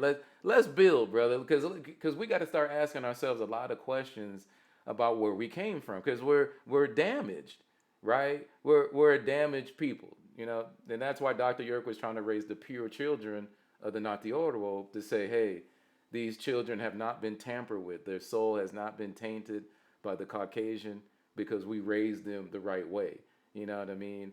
And so when I talk to people like that, Sister Sindy, If they get emotional and stuff like that, like, oh, you just don't want to be black, brother. I'm like, you're right, I don't want to be black, but that's my right as a human being, right? You trying to force me into a situation where you want me to lie to you. You know what I mean? Because my grandparents, sometimes they use the word black, they would, but they would also say Cherokee. They would also say Cherokee. So it's a lot of confusion there because even in my mom's our family reunion we had about 15 years ago in Oklahoma, where we walked the Trail of Tears. You know what I'm saying? They'll I forgot what this thing is called. Oh my God. Okay, but anyway, it says on our documents it says that we're half black and half Cherokee, which don't make sense because how are you half black and half Cherokee? That doesn't make sense. Let me Cherokee. tell you. Let me go Okay. into this. Let me tell you this. So, my name is Cindy Ashby, right? And so, as I'm trying to figure out, trying to go down this rabbit hole as to what happened to us, I find a Walter Plecker. But wait, his Oh name was yeah, Walter Ashby Plecker. And the I'm like, oh infamous. God, Yeah, right? He was just a straight Anglo-Saxon white supremacist. a He eugenist. went Yeah. down, he went out there and he said he looked at you and he goes, you look. I'm gonna split him up. I'm gonna say even if you were dark skinned, I'm gonna say no, you look like a Negro. And then I'm gonna say, oh, you got like a little silky. Okay, I'm gonna say you're Native American. Do you get what I'm saying? Right. Like he Right. went down everybody, and it's been like that divide and conquer like for so Absolutely. long. Yeah. Yeah. Yeah. You from the same tribe, but somehow I get called one thing and you get called something else. Who wants to Absolutely. that? Absolutely. You know the weird thing is if you look in the Black Laws Dictionary under free white persons, you'll see that people from North Africa are considered free white persons. And there was a case where a brother from Egypt, Egypt is majority Morenos, black, but they don't show you that on TV because they're also racist over there. But a brother came over here from Egypt and applied for his naturalization to get into the U.S. and and they said he was white. His brother was chocolate. I mean, he was dark. He said, "No, no, no, no. I'm not white. I'm black." And the people said, "No, no, no. You're a free white man." And he did. He tried to fight it. He even went to the Supreme Court and tried to fight it. But if you look in their book that they wrote, they acknowledge the it's them acknowledging their forefathers. You know what I mean? It wouldn't make sense that these Freemasons, because this is a Freemason country, whether you like it or not, the Freemasons praise Egypt. They praise the black god in secret. You know what I mean? If you go to a lot of Masonic lodges, you will see black people on that wall. Or they might have a room that's very excluded from the rest of the members where only high ranking members can go. You will see black people in there. Imhotep, Zoser, uh, Natiarchet. You're going to see a lot of our people on the wall, but they don't want to tell you that publicly because they praise Satan and Luciferianism, like you just said. So uh, a black professor who was labeled as white. Yeah, and another thing because I'm kind of a scholar, I'm a nerd too. So I'm into poetry, right? So I was actually trying to write these poems, and I was reading some old English poems, right? And I couldn't believe I ran into this. I don't remember exactly what the poem was because I don't read old English like that, but it had the word white in there. But the word white was spelled Wight, right? Like light and fright. They don't know how to spell their words.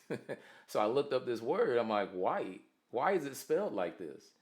My curiosity got the better of me and I looked it up. And it said white equals a human being, a creature, a human being. So I'm like, wait a minute. Is this why they use the term white person? It really ain't got nothing to do with your skin color. It's how they label you in the legal system. And the opposite of white in their language is black.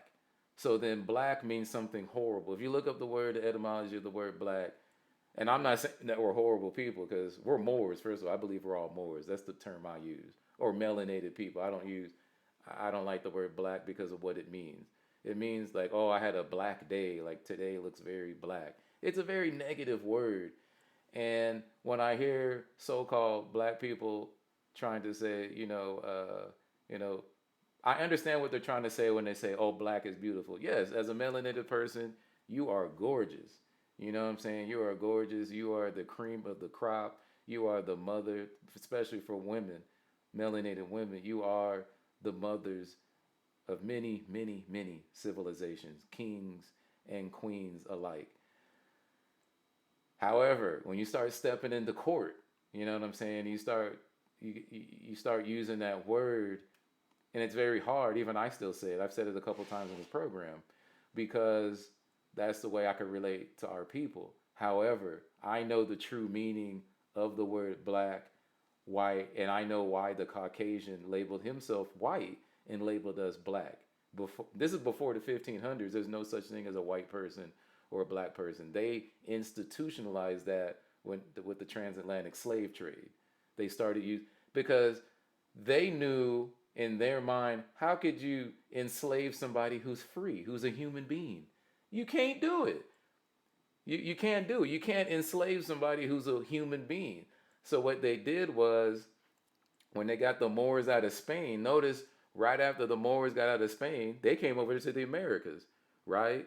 1492 is when the Moors were finally defeated in Spain.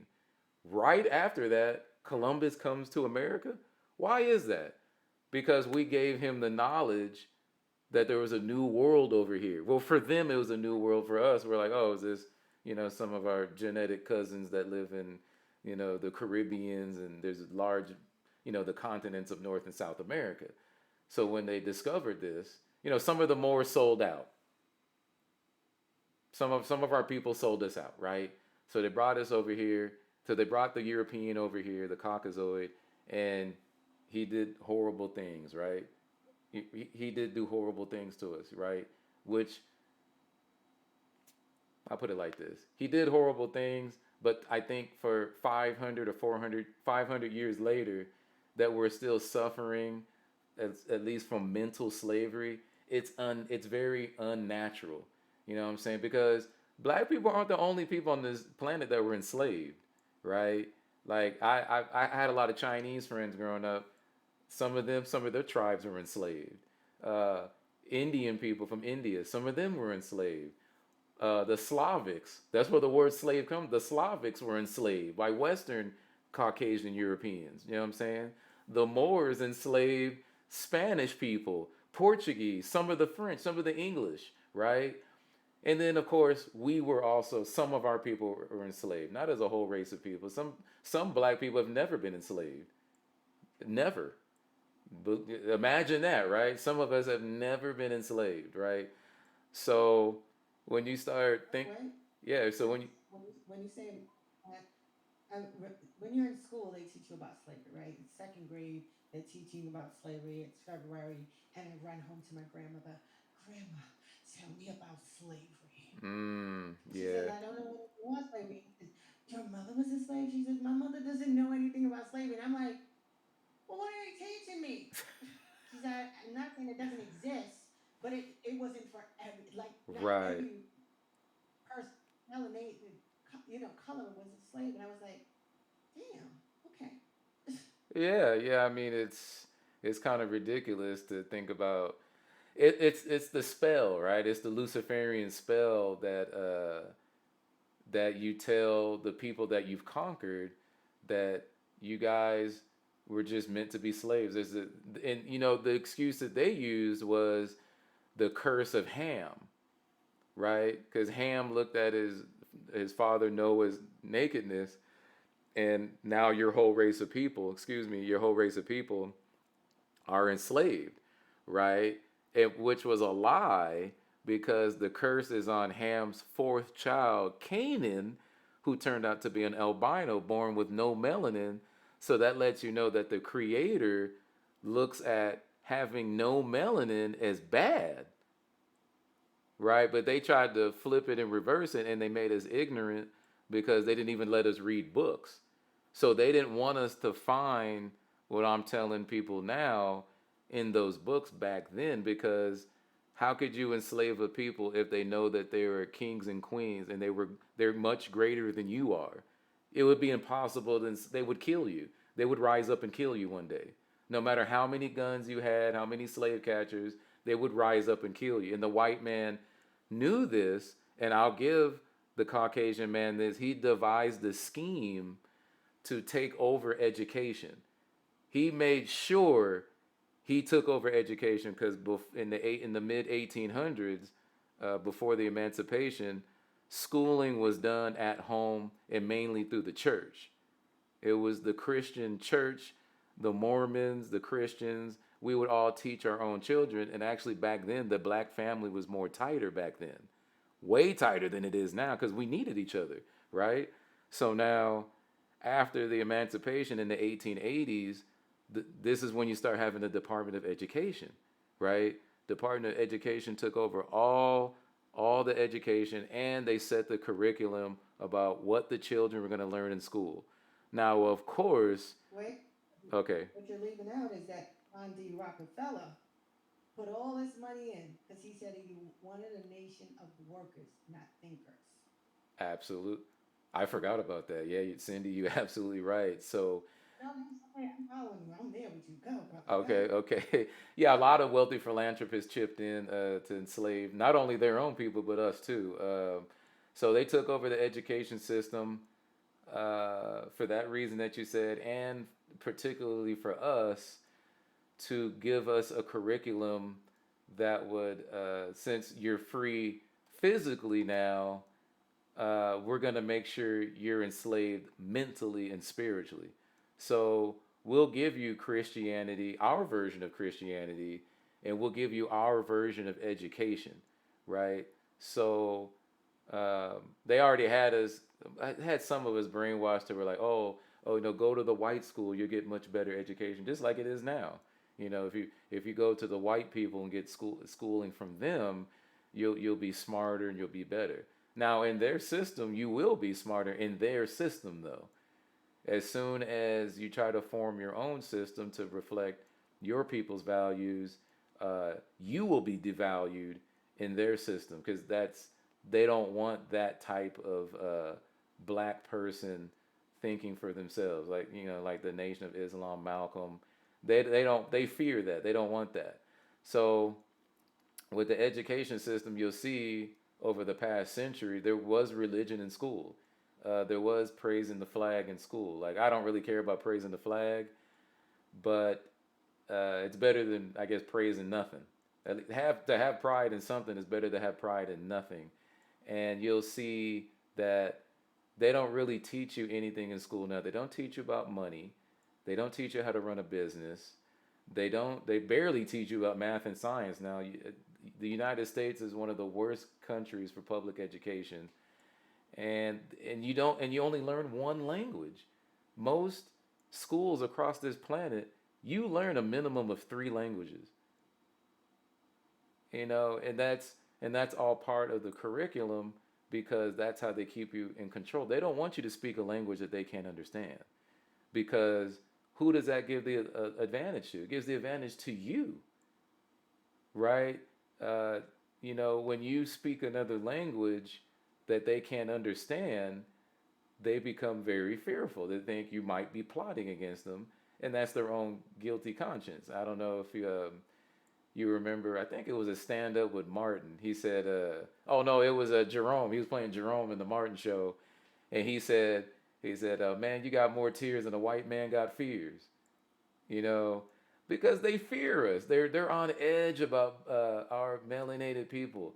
They know one day the table is going to flip in this era. It's already been prophesized that we're in the sun cycle now. We were in the water sign Aries. Is it Aries? I forget, man. But we're in the sun cycle now in the equinox. Cancer. Do you Cancer. know? I forgot. No, no, I said cancer, water sign, cancer. Oh, okay, That's what I okay. heard. The Earth was born during cancer time, and it's the water sign. Water has memory. Right. Okay. Okay. But that was the water sign was supposed to be like a physical, where things were really physical. It was the age of like materialism, right? That's where you had the industrial era. mass manufacturing, drug manufacturing. This was the era of physicality, and then in 1970 we went into a more spiritual time. That's why you're seeing people, the new age religions, some of the music back then reflected this new spiritual wave, and that's all caused by nature. That's why we need to be tapped into nature instead of tapped into what the Caucasian wants us to be tapped into. You know what I mean? Because he's a very unnatural being, right? That's why he couldn't really create his own music. We had to create music, and then he just copied it off of us, or the way that we And dance. You know. so one of the things that when it comes to music, I think about Beethoven, right? Mm-hmm. Beethoven was a brother, right? And so no Mm. one took his music, and they're making money off his music today. He just wanted to be included, right? He wanted to Right. meet the people. He wanted to perform, and I think, it's just painful to know what history is, and then They they whitewash, whitewash it. right? Absolutely. Even even Jesus, right?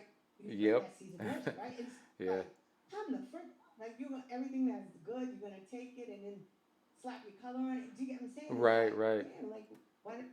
When you was talking about school, I'm always telling people that even like when my son's 16 now, but like when he was in second grade, he would say to me, yeah, the teacher said, 2 plus 2 is 4, and I put it, and she gave me a 65, but she gave Raheem 100 because he said 2 plus 2 is 5. And I go to school with What? another African teacher, right? Mm-hmm. My luck, right? And I let her talk. How's he doing? I said to her, listen, um, what is this where he only gets 65 for the right answer? She said, he didn't show it. I said, well, why did Raheem get it right? He put 5. Oh, because he showed how he got 5. And I said, what the entire Fraggle Rock and we're doing here? Do you get what I'm saying? I'm like, are you That makes serious? no sense. Oh, you want him to let me tell you, have you ever been to the store and the cash register is broken, and you give them like a $10 and something costs $6 and they give you back $15? Oh yeah, You I've know had that what? happen. No, Yeah. Yeah. oh, but my daughter gets mad at me. Mommy, just take it. If I see it, I know you're gonna get. Do you get what I'm saying? Like Right. I'm not Right. that person. So Right. in my pocket, I told her, if I see it, it's only right. That's just the way I am. That's how my grandmother raised me. To Right. even say, hey, babe, you make a mistake. You're supposed to give me back $4. This type of thing. But no, it's really bad out here. If you can't press the McDonald key, oh, what do Right. you want? No, we don't have ice cream. Okay, I gotta press ice cream. I gotta press. And I told somebody this is why I only lasted 2 weeks at McDonald's. Because and I wasn't even at forefront. I was over there where the children play, Yeah. and the balls and stuff. I was to Long Island because I was going to college up in Westbury, and I was like, okay, I need something to do. And I go there, and let me tell you, the whole staff, because it was Hicksville, Long Island, it was a white staff, and they said, oh, well, we're gonna put you over there where the kids play. And I said, okay, this is cool. There was cookies and children were screaming. It was cool. Yeah. And I go in and they go, we need you to clean the balls. Somebody peed in there. Oh. Oh. Oh. I said, wait, I'm coming at 5 p.m. Somebody peed at 11 a.m. And y'all waited for my black ass to come in here to watch. Oh I yeah, that's cleaned the wrong. balls. Everybody. That is wrong. Because I was like, y'all literally had a staff of a whole bunch of white kids. And then y'all want me to do it? No, I didn't do it. And I kind of just left. And I remember them saying, we're not going to give you your last check, which was like $30. Your last check if you don't bring back your uniform. Man, I still got that uniform. To heck with that Yeah. Yeah. $30. The heck with them, man. Yeah. That's some But no, prejudice I want shit. it really is. Wait, I want to ask you about UNMM.net. Oh, that is the national website where I got some blogs on there. Other brothers have wrote blogs, and we have our calendar on there. Um, Dr. York instituted a calendar that kind of more replicates ancient Tamaray, which people will call ancient Egypt. Egypt just means burnt skin for the Greeks who were there. When the Greeks invaded what they're calling Egypt, it was too hot because they're from a more colder climate in Greece, or really Helena, right? They called themselves the Hellenistic people, not Greeks. Greek means I'm not sure. Literally, it means I'm not sure. So they went into Tamaray and they had no melanin, so they got burnt. So they called themselves Egyptians, right? But UNNM.net and that calendar you see on the homepage, that is an attempt to accurately tell time for our people. So it's calculated by mathematics and implemented by a web developer in India, right? A guy named Umesh that I've been working with for years, and I came up with some of the mathematics. Some I had to reference books for what Dr. York did, and so I'm not sure if it's totally microsecond, like accurate, but it is accurate. It does tell us our month. We have 19 months with 19 days in each month. Nine representing nine ether. Nine ether is the most potent gases in the universe because the highest number is nine. All other numbers are combination or combo numbers, you would call it. And as somebody you would say who's black, we would say they were nine ether, meaning they can take energy and convert the sun's energy at the highest rate possible for any living human being, right? That's why we have melanin. That's why our hair curls. No other race hairs curls, or some races do have dark, very dark skinned people. Like if you go to India, uh, there are some people that are extremely dark. I mean, extremely dark, right? So, but we wouldn't necessarily You call said it. what you said about Kamala again? Oh, somebody talking I'm about being Kamala funny. Harris. Her mother's from South India. You know, her mother's from uh, South India, and that's how yeah, she grew up in a tribe where women rule. And so when people go, oh, Kamala's black, I goes, Kamala's not black, baby. Kamala's not black. You got me saying? So right, some yeah, people just don't. Like you said, you're Cherokee Indian. right, I mean, I yeah. come from way West India. What? You know what I'm saying? Right, So, yeah, yeah. But I understand where they're coming from. 'Cause, it's about understanding people's plight, but they also have to understand your point of view. Everybody, it's the whole thing is this with that. You got your Pan Africanism, right? Like Dr. Umar Johnson, Dr. Hendrik Clark, Dr. Ben Yakinen, and I love those brothers. I love those brothers, right? But when you start coming off saying that we're all African, I got a problem with that because I've never even been to Africa.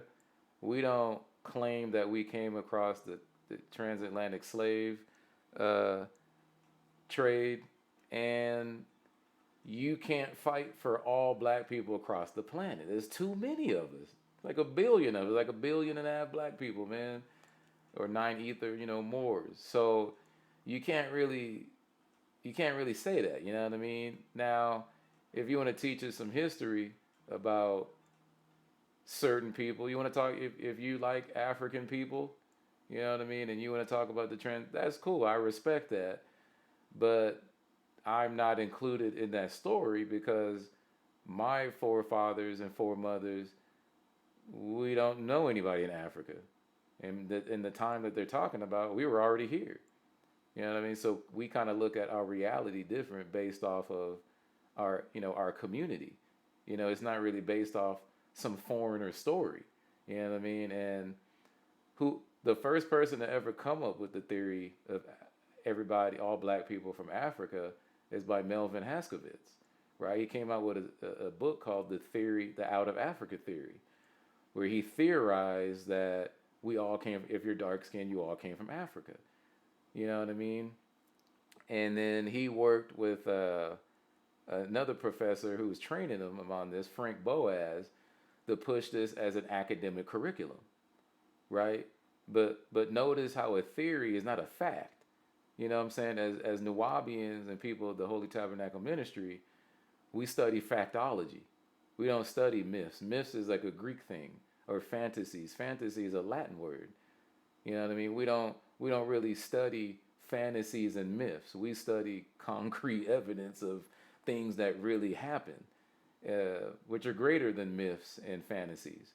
So when I hear these smart brothers talking about the transatlantic slave trade as if they came actually from a tribe in Africa that fell victim to that, it makes me ask some questions, and questions they'll probably get upset that I ask, but the questions only lead to the truth, and I'm about the truth. I'm not about pushing some out of Africa theory, or some agenda. I don't have an agenda. My only agenda is to tell people the truth, and try to form a camaraderie and a community around Nuwabu. That's what I'm trying to do, and talk good things about Dr. Malachi Z. York, because I know what they did to him.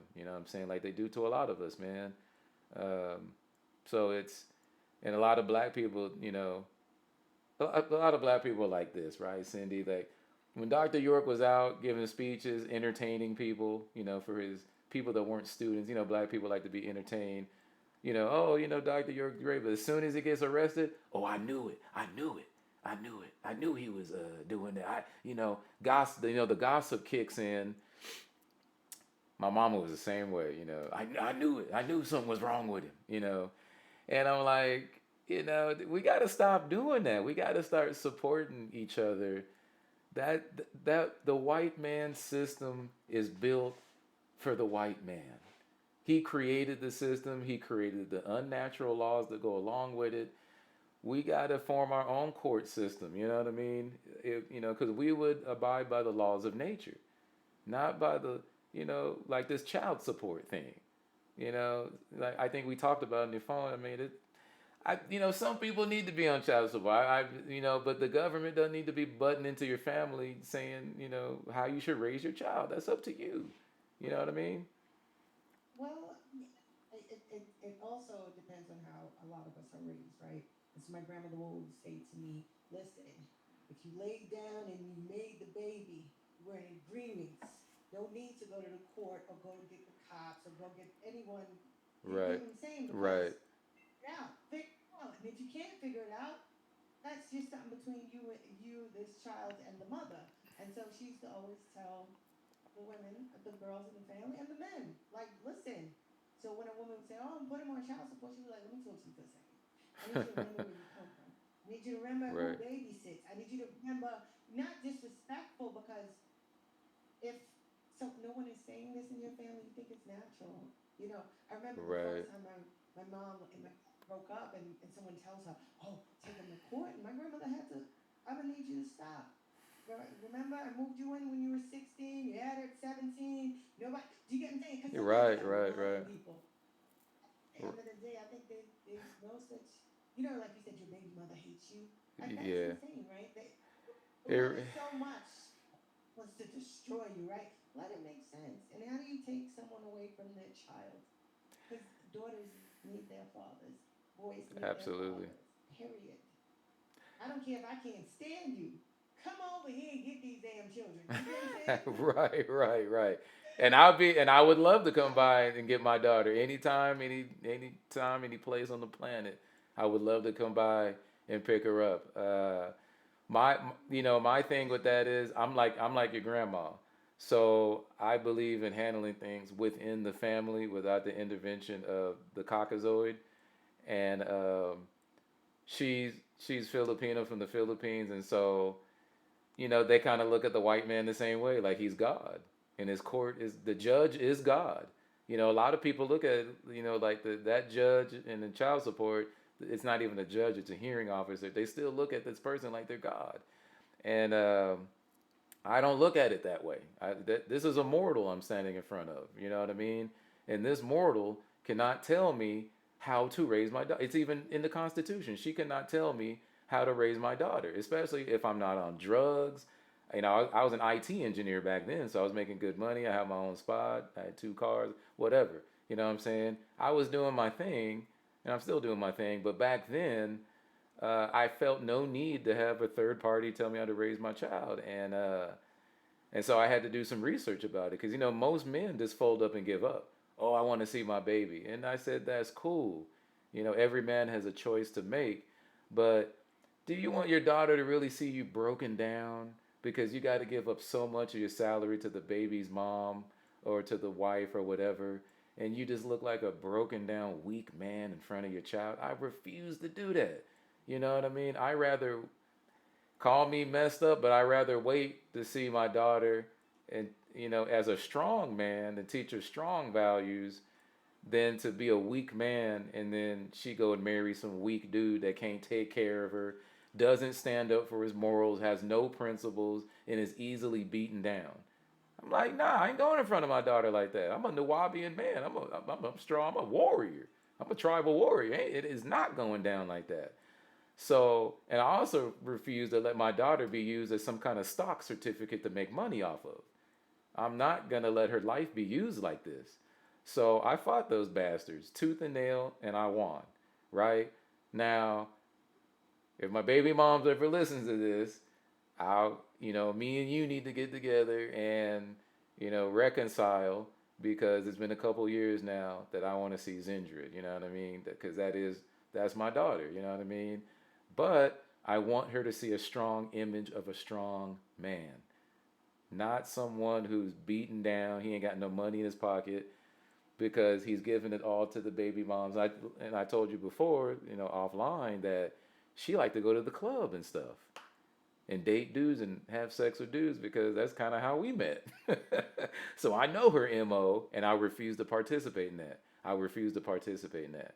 Because she was telling me that, oh, they told me I'm going to be able to get a new apartment. And I'm like, well, how are you paying for this apartment?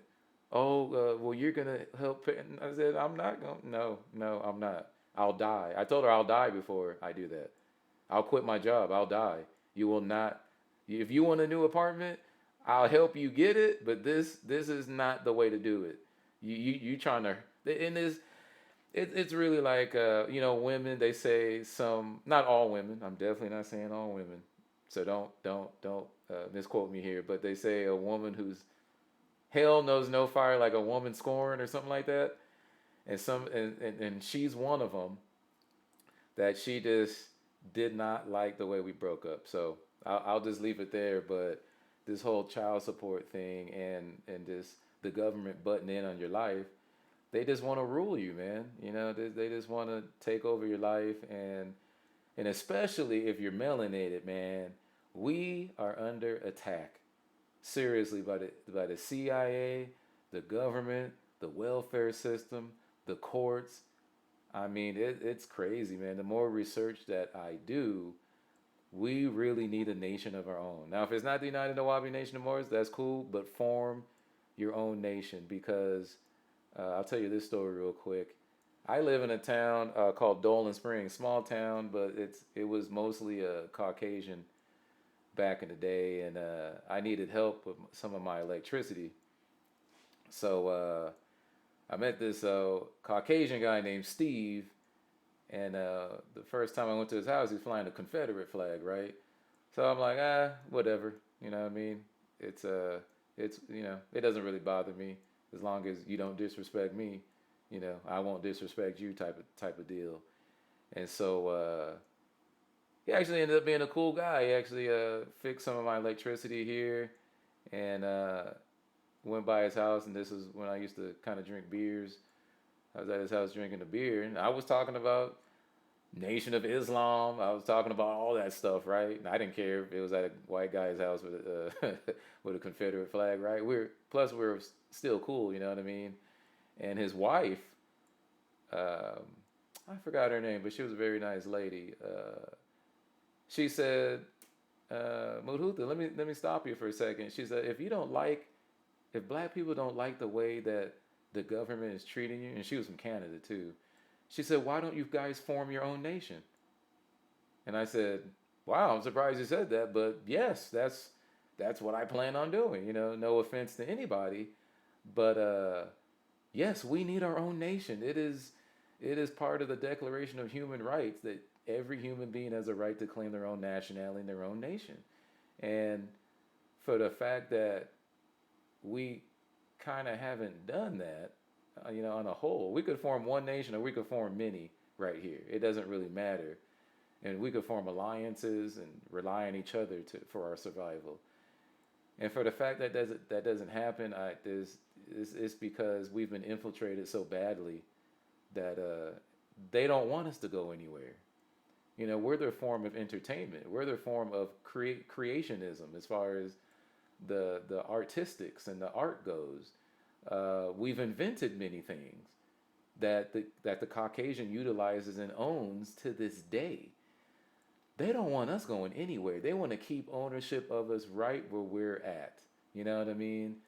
And they will never tell you that to your face, but behind closed doors, these Freemasons, Luciferians, and all that, they discuss this.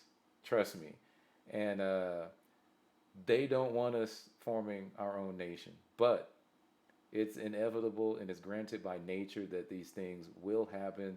The Caucasian cannot go against nature. Even though his way is unnatural, Mother Nature is an incredible force, and and becoming aware of self is only the first step. Now we must operate and learn to operate in power. We must learn to have power and to be just with that power. There's a lot of corrupt Negroes out there that I wouldn't trust with any power, right? Because they're just too corrupt. They can't even hide it that they're so corrupt. So we got to teach our children to hold positions of power, to work with the people, hold positions of power, and to distribute um, equality, equity, and fairness, you know, according to each case, according to natural nature. Once we get back in natural nature in tune with the universe, we'll be fine. And I'm not saying some kumbaya stuff, what I'm saying? Like, we're, by nature, we're warriors too. We didn't, our tribes fought against the Caucasian. We didn't just lay down and say, oh, we're slaves, because let me tell black people when they use the word slave. Slave means that you're not capable of thinking for yourself. Slave means you're not a human being. You don't have the rights of a human being. So you bow down to whoever is over you. So that, and in that case would be the Caucasian. So the Caucasian, when Martin Luther King was marching for civil rights, that's not human rights. And that's why Malcolm told him, why are you marching for civil rights? You should be going to the UN for human rights, right? Only a slave would march for civil rights. You're already a citizen by the Constitution. So slaves operate as you give a slave orders, and he or she does it. There's nothing else to be discussed. You know what I'm saying? No, you don't have any rights. You're a slave. What are you talking about? You know what I mean? And so when black people start looking at their history like, oh, we were slaves, that's very bad to look at yourself like that. The master teacher always told us to look at ourselves as if we were kidnapped. We are victims of a crime, right? We were abused, right? We're not slaves, because a slave would just accept his position. You know what I'm saying? We're not slaves. We're victims of kidnapping, extortion, rape, pillage. These are violations against human rights. You know what I mean? And so black people trying to get reparations, you probably won't get it, because, again, black is a label. It's not even a race. It's just a label. You know what I mean? So when you start to look at these words, and black people got to really got to start doing research and stop emotionally reacting to everything. You know what I mean? Like how we talked earlier, like you're West Indian from Grenada. I'm a Cherokee. I don't even like saying Indian. I'm really a Niji, or Cherokee Niji. So when we start saying these things, black people try to act like, oh, we're better than them. This is the way that they look at it, right? We're better than them. No one's saying that we're better than you, brothers and sisters. What we're saying is we're coming back to the ways of our forefathers and claiming what we are. That's all we're doing. We're not saying we're better than you, because I hear Dominican brothers and sisters catch flack because they say, well, we're Dominican, we're not black. I've heard that. I'm like, well, if they feel like they're Dominican, you don't know what these people go through. You don't know how they were raised. You don't even speak Spanish, brother. So you don't know how they look at themselves in the mirror. You know what I mean? So respect that. Just respect the Dominican people and what they choose to call themselves, and you call them that too. You know what I'm saying? Because that's what they want to be called. It's called respect. You know what I'm saying? If I say you're from Grenada, you're West, then that's what you are. You know what I'm saying? Don't You can't try to fit my perspective on how I look at so-called black people. You have to look at it the way you were raised, and you represent your culture to the best of your ability. You know what I mean? So black people getting mad at that stuff, I don't understand that. I can't understand that. You know what I Well, mean? it's always divide and conquer. It's always been divide and conquer, right? Men against women, Yeah. and then they add a whole bunch of extra fluffy shit. I could wait and be a man tomorrow. This man could wait and be a woman tomorrow. That makes sense, right?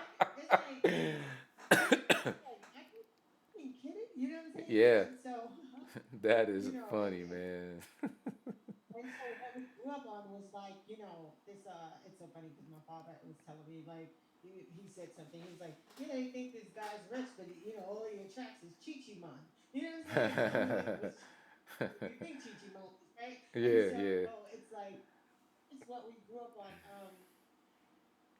It's so much divide and conquer. For me, it's like it's a conversation, right? It's a conversation that you would have with someone who believes they are Black American, who sees themselves. They don't see themselves as native to the land, but they don't know where they're from. Right, So yeah. you need to have conversations. I mean, so I don't get upset when people are like Caribbean people are like the Mexicans. They come over here, they take a 3, 4. I don't get upset. What? I never heard that one Yes. before. Okay. Of those what was that thing with you could Clubhouse. I Club, always remember okay. that because it was just yeah, it was a Clubhouse and they were just they was digging hard and I was like, this is the conversation. Hey, we're not talking about how to free ourselves, but you have time to talk about other black nationalists, Right. other do you get what I'm saying? It's like Yeah, yeah, it's so yeah. confusing to me because guess what? I know when white folks talk, they talk about us. They don't talk about them. Shit, the Irish just got on the census. What in the late 1900s? They weren't called. They just got Caucasian. Right, yeah. They and You know? Italians too. They just if you watch that documentary I'm talking about, the drugs as weapons against us, that the CIA was formed by Anglo-Saxon, basically people who have power. The Anglo-Saxon English community. The English looked at the Irish worse than they looked at black people. And the Irish were the first slaves on Jamaica. They called them little green niggas.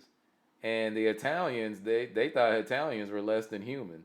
They thought the North African Moors were of much better value than an Italian or Irish person. So the Irish, they're kind of they kind of hateful too. I met some cool Irish people though, but I have heard some racist Irish people too. But they also deny their history. Also, because even to this day, the Irish and the English still go at it.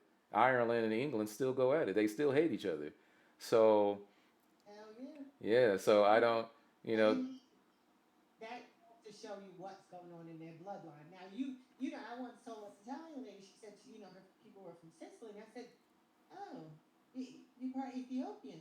She was like, "Excuse me." I've never heard of that. Y'all ain't having that conversation as I look at your super afro. Do you get what I'm saying? Like Right, right, and I was right. like, I know.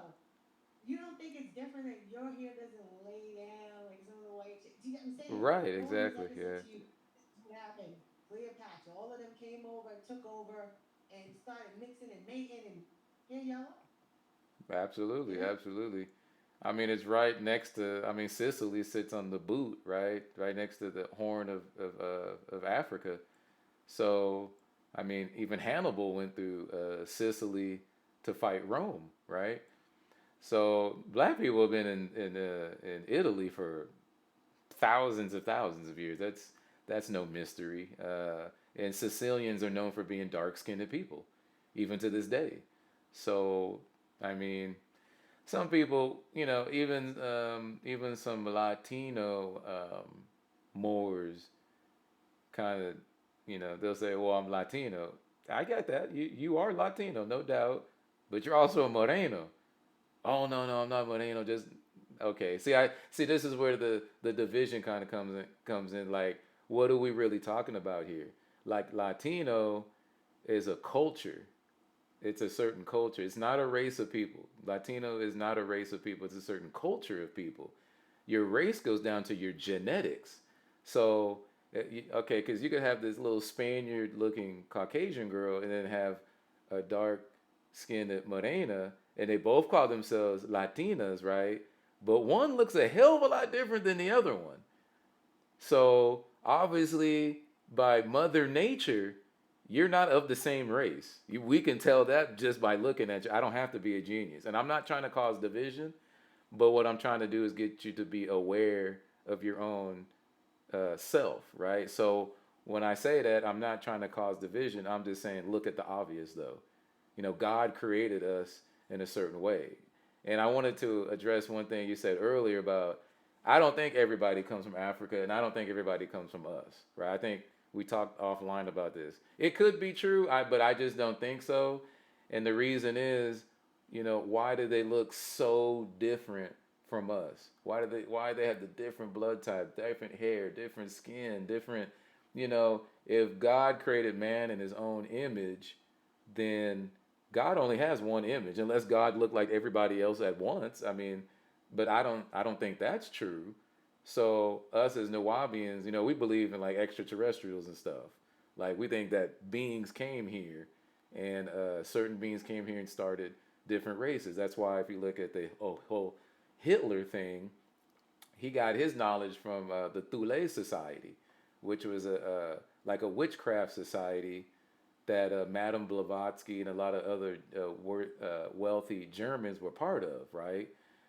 So they were getting messages from these beings that we call the Pleiadians. These Pleiadians, they would do some kind of like ritual where they would communicate with these Pleiadians, and they gave them the the uh, the, um, the schematics to build a flying saucer, right? So when they got the schematics to build the flying saucer, they had a lot of wealthy philanthropists that were part of the secret society, but they couldn't get the flying saucer to work. So they saw Hitler. He was like a really like a social radical type of individual, and they saw him as the person that would take this flying saucer program to the next level using national funds. So they did. They gave Hitler a whole bunch of money to rise to power, right? And then of course, he turned on the Jews and all that stuff. That's another story. But that's where the whole idea of blonde hair, blue eyed people come from. That they're the superior ones because these Pleiadians that come from the star constellation Pleiades were sending communications to these people saying that, you know, make this planet pure, right? And if you get deeper into our doctrine, you'll find out that uh, that some of our ascendancy, the people from the planet Risk, were at war with these people.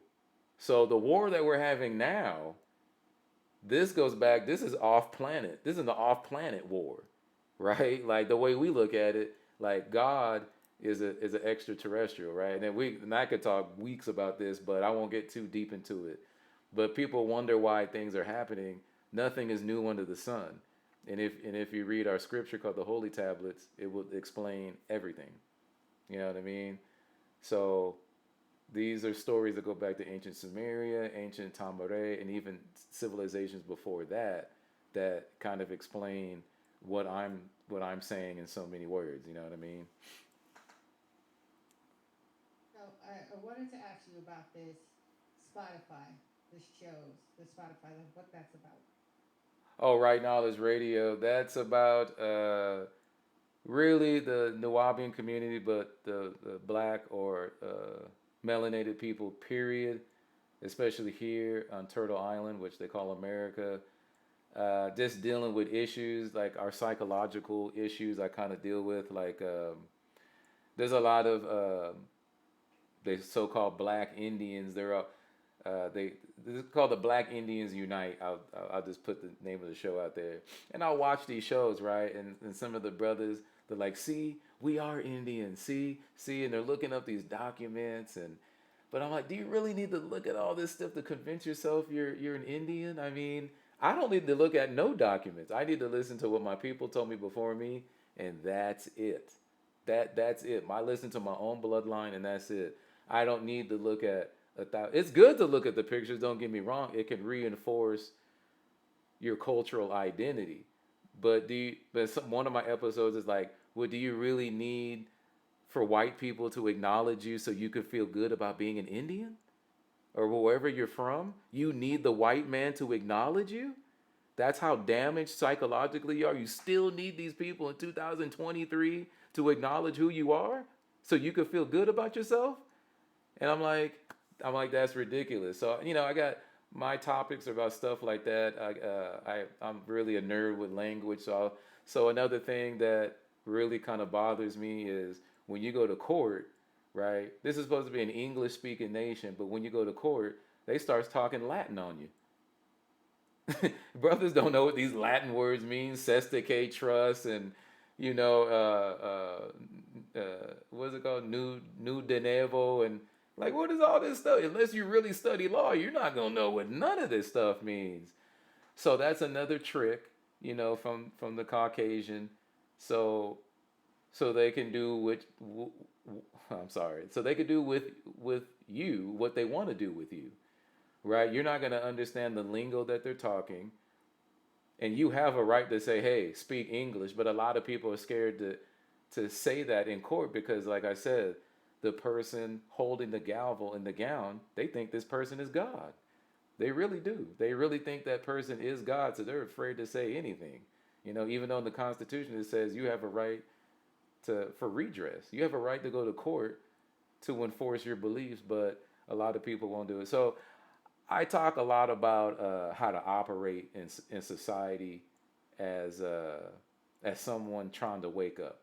Scams. There's a lot of scams. I won't. It's not necessarily the Moorish Science Temple of America, but there's spin-off groups that kind of went away from the teachings of Noble Drew Ali and started their own thing, and it has nothing to do with the original teaching. So they'll try to charge you for ID cards.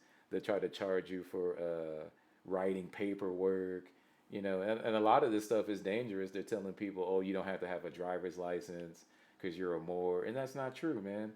You will get pulled over, and your car will get impounded, and you might go to jail. I mean, and then when people go to jail, they got no way of bailing them out. They don't even support them. They just take their money. So I talk about people and about things that when you're waking up, like I did about 9 years ago, be wary because the devil is still out there. You know what I mean? And we'll talk about economics, what it takes to build a nation. You need land, you need people, you need capital, you need to have your own cultural identity. You need to speak your own language. You need to have your own dress. Like I kind of dressed up for the show. My ex-wife made this.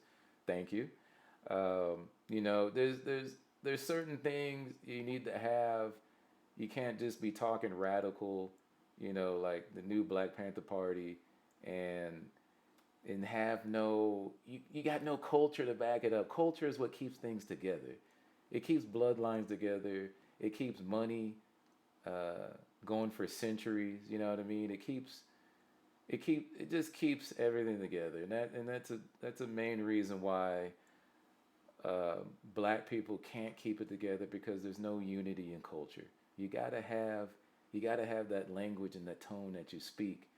That if you're speaking in the devil's tongue like we are right now, because that's the first language that we learn, at least use that to try to unify your people and eventually get back to speaking your own language, as a second language or something. You know what I mean? But that's they call black people the baby race because we're emotional about everything. We beg the white man for stuff, and he gives us a little bit, and we're happy with that. You know what I mean? Like, you want a place to live? Oh, we got the projects, you know, or you need a job, or you can come work for the government, man. My family is against working for the government. My dad, he said he'd kill himself before he ever worked for the government. You know what I mean? We always stayed private sector, and we always built businesses, and we worked for ourselves. I can't really see myself, especially that, and when you're 40, when you're when Africans come here, I got a Tanzanian friend, right? He's from East Africa. He said they start teaching their kids business like at 9 years old. You know, how to count money, what to sell. That's why a lot of Africans come over here. They do well. You know, because and they don't like Black Americans. Most of them do not like Black Americans. They say that they're ghetto and they call them niggas. I've heard an African call a black man a nigga. Because they're not us. I mean, even though we're the same race, we do have a lot of genetic traits that we share. We are the same race, but we're not, we're tribal people. We're not of the same tribe. And I think if black people, so called black people, understood this, they would understand the way the world looks at us, how we're being depicted on the television screen, because it's so important what images we put on that screen to show the world. You know what I mean? A lot of us as rappers, actors, we're not thinking about that stuff, man. We're thinking about getting that bag. We thinking about getting that money. We're like, F this, F that, F these ends, you know what I'm saying? And I'm gonna get this bag, right? And then they hear people, their fans in the street, calling them niggas. They made all this money, millions and millions of dollars, and still ain't got no respect amongst other people, you know? And then you hear some rappers saying, "Oh, I'm gonna stop saying the N word." Well, it's already too late. You didn't sold records. You know what I mean? It's too late. So these little Asians and white people and Mexicans and people who don't look like this calling you a nigga. You know, when I put out my music, I don't even cuss. Nonetheless, say the word nigga. I'm not gonna say that because I've said it plenty of times when I'm younger. Trust me. But I also grew up around a lot of other races, and I know how they look at us. I know how they look at us, and it's not like they're trying. Some of them try to disrespect it, but others are like, "Oh, well, you guys say it all the time. I thought it was okay for me to say it too," until you tell them, "Nah, it's not." And then they're like, "Oh, well, why do you guys say it then?" And that's a tough question to answer, and it's a tough answer to that question because I really don't have a good reason for it. I don't. I really don't. And I don't think any other so-called black person does either. So we just got to be more cognizant about how the world looks at us, our reputation as a people, and just getting to know yourself. You know what I mean? Well, I did want to ask you for Right Knowledge Radio. Where can others find that? We're actually distributed like on 10 different like podcast platforms. Hold on, let me name off some if I could. Okay, hold on, give me 1 second. I'm looking. Okay. And you know what? If you get a chance, you can send me. Well, Okay, where yeah, can we I we could can post copy all this the show? links. I So know we're on people Google. can click We're, on it. okay, okay. I know we're on Google Podcasts. Oh, it wants me to sign in again. We're on Google Podcasts. We're on Spotify. We're on Amazon Music, and I think okay. Besides those three, there's a whole bunch of other ones. Okay, hold on. Give me 1 second. So we're also on a platform called TuneIn. We're on Listen Notes, Pod Pocket Cast, the Pod Chaser, Deezer, Stitcher, and I guess something called Geo7. But I'll give you the links to all this stuff so people can catch us on their favorite Awesome, awesome platform. sauce. I wanted I wanted to remind the people that you have your YouTube, and what is your YouTube name? Oh, It's it's what's just the Right name? Knowledge Radio. Yeah. It's the same name. We got Holy Okay, and Tabernacle I want to Ministries follow. too. Okay, okay. So we'll put that link too, so everyone can follow. I will follow as well. Yes. Oh, thank you, I thank love you, thank what you. you're. I love what you're spitting because they say I love what you're spitting. You said you do music. Where can people hear your music on SoundCloud? Oh, SoundCloud. My name on SoundCloud is Senmoot the Architect, and Senmoot was the architect for the Queen Hatshepsut and Tamaray. So it's kind of like a metaphor for I'm building. You know, I'm an architect. I'm building a culture. I'm building a mind state. I'm reconstructing the minds of our people. You know what I mean? I'm just trying to put a positive vibe, something that makes sense for us to grow as a people. You know, because I'm a hip hop fan. It's like Nas, Az. I like Snoop Dogg, Dr. Dre, of course, because they're from L.A. But I most of my favorite MCs are from New York. You know, because I like wordplay, Rakim, Big Daddy Kane, Funky 4+1. I like the breakdancing, graffiti, and all that. You know what I mean? So I'm definitely a hip hopper and a music fan just in general, but my message is completely different from the majority of things that you're hearing on the radio now. So if you're into, I guess if you're into just kind of like wordplay, a strong message behind the music, then you like me. And I'm not one of these underground heads where I'm like scientifical, physical. I don't rap like that either. I still got a groove and a style to the way that I rap. So because I want people to feel what I'm saying. Um, yeah, you can find me on SoundCloud under Senmut the Architect. That's Senmut, and then the and then Architect. You'll find me, and you'll see some of my.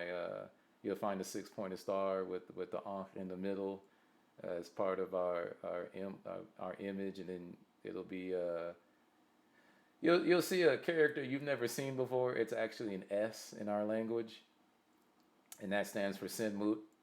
And I put my cultural stamp on everything because my goal is to get people to ask questions, right? Like, damn, what does that mean, And then I could start building with them and letting them know, where I'm coming from, and why I do the things that I do, and then I can ask them, what are you about, where are you coming from, and then you know, because I'll start talking about things that most people will ask questions. An intelligent being will ask questions like, "Oh yeah, my grandma tells me I was Blackfoot," or I'm Narragansett, or I'm a Iroquois, or a Seminole, or Mardi Gras Indian. All these names that start popping up, and that leads to a bigger discussion, which is my goal. My goal is to get you to talk about these things, to bring it into manifestation. That's That that's is beautiful. yeah. Because if And you don't talk you get about to it, your think about mind. it. Then you don't know nothing about it, right? You got to talk about it. You have to give the history. The history in my head is there's a Saiboni tribe. There's the Awaks. The Mm, Awaks kidnapped mm-hmm. all the men and made up the Saiboni tribe, right? And so Mm-hmm. that's Mm-hmm. how we become, right? That when slavery was coming, there's a where I'm from. There's a hill Okay. um, where a lot of the native indigenous people just said slavery is not for me. They just Right. jumped to their Right. tracks. So we call it lovers leap, where families and then everybody Wow. kind of just hid. Oh, So yeah, okay. they knew slavery was not them. It was just like, no, Yeah, we're not we're just not. doing this. There was some. You ever seen the women with the muzzle? Yeah, I They have have seen that. the women with the slaves with the muzzle on their face. You Yeah. know? Do you know why they have them? No, I don't They know. said because they didn't want them to learn language. They didn't want them to learn. They didn't want them to always speak their language. They wanted them to lose it. But then also, these people that we come from were very powerful people with words, right? We Mm. talk about spells and grammar and all this stuff, and so there was this one thing I heard about in the island where a slave master would come to a certain area and the people would speak something. You need to drop dead, and he would drop dead the next day. So they started Oh. muzzling. They would actually speak their tongue, and their tongue was so powerful Yes. that whatever they Yes. said, Yes. we talk about manifesting. Manifesting is, I tell people all the time, Absolutely. manifesting is not just saying it, feeling it, right? Right. Feeling it. And Yep. so they felt what I'm talking about. We come from magic. That's right. That's right. Melanin is magic. Anybody says it, I sound insane. And I wanted to play rapid fire with you, but guess what? We're already 2 hours in. But I want to invite you to come back because I do want to play rapid fire with you. Okay. Oh, I would be more than honored to come back and be on the platform. Yeah, yeah. I just love talking to you, Okay. Sister Cindy. So I have no problem with that. That's awesome. That was Yeah, really awesome. And I thank you for answering anyone's questions. And, you know what I'm saying? I'm yeah, very like, if I know something, I'll say it, right? But if right, certain things are, even when they talk about Ben York, I mean, no one would really know that's outside of that, right? So you got right. to give an answer. And I thank you for I thank you for just your whole output on everything. You're amazing. Tell them who you are No, again. no, Please tell no. them who you You're are. amazing. You are the creator. You are the woman. You are the creator. You are amazing. Well, no, I'm the womb. You have the seeds. You know how that works. But creation happens No, in your womb. It don't happen in my womb. no, it doesn't. But you have the plant, right? I am just the fertile ground. You just plant the seed and boom, Okay, big okay. Well, thing. well, both of us then. Okay, both of us are gods. That's right. Definitely. Tell them your name and tell them where to find you, how to contact you. You could contact me by phone at what's that number? 928 That's my Google Voice number. You could also contact me, CS, that's Charlie Sierra at UNNM.net. If you want to inquire about the nation, what we're doing, how you can join, or just inquiries in general, you can contact us there. The Holy Tabernacle Ministries, if you're interested in the scriptures, because we have translations of the five books of Moses, the Injil, which is the book of Revelations. We have the Holy Tehillim, which is the translation of the book of Psalms, all translated by Dr. York, the only black translations in the world. No other black man. That Dr. York said we need to translate our own scripture. So that's what he did for us. And if any other religions too, Zoroastrianism, Hinduism, or the Vedantic religion, if you got some knowledge you want to spread about that, you're welcome to be in the Holy Tabernacle Ministries too. You could email us at cs@holytabernacleministry.org. And if you just want to be on Right Knowledge Radio, you could also contact us uh, at cs@unnm.net. And Right Knowledge Radio, if you want to build like a business, because I'm all about building Moorish businesses and connecting and helping each other out, or anything that's going to uplift our people, that's the show you want to be on. So, yeah, so that's how to contact me, man. Or us. I thank you. I thank you. I thank you. This is on the wakeupradio.com. And sign up for OTW2.com. Uncensored free platform, cost nothing. Free for my people. Free for my people. Also, this is the old Cindy Ashby. And I don't even want to call you a guest. You're going to be my co host soon. Tell them your name, brother. Mudhuta Tell Herokayu. them your name. I love that name. What does that mean? I Oh, know we're about to come on, but what does that mean? Mahuta comes from the word Dahuth. Dahuth means knowledge, and then Mu would be one of knowledge. And then Herokayu means coming from the spiritual family of Heru. If you're familiar with the ancient Tamarian or Egyptian story, that Satuh, Asaru, and Aset.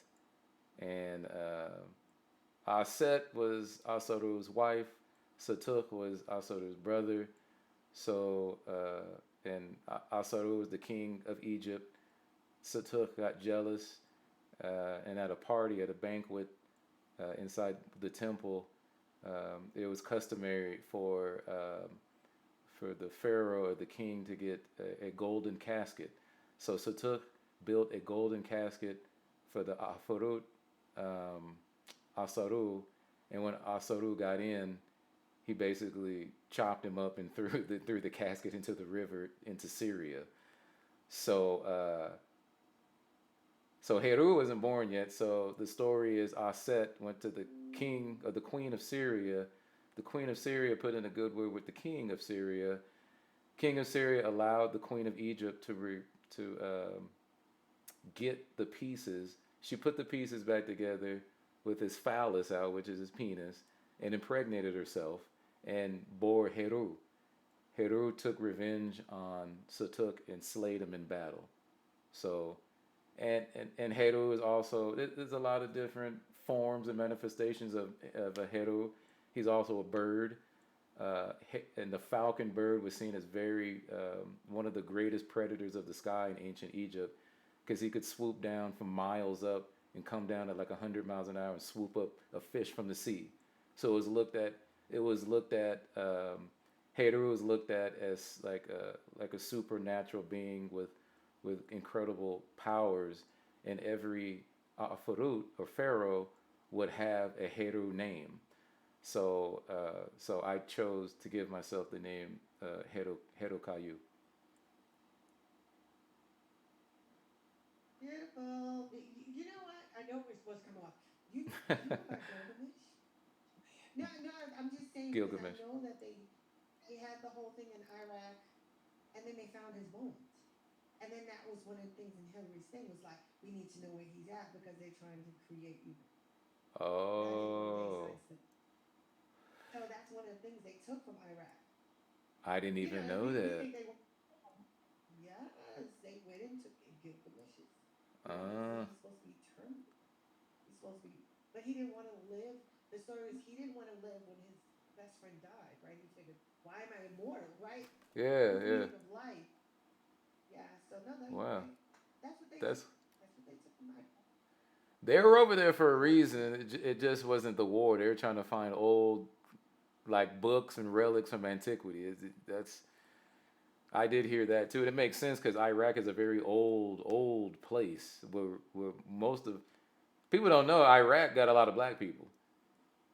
There's a lot of black. We've been there for thousands of years, and we're being hated against over there too. So, and the Prophet Muhammad was black.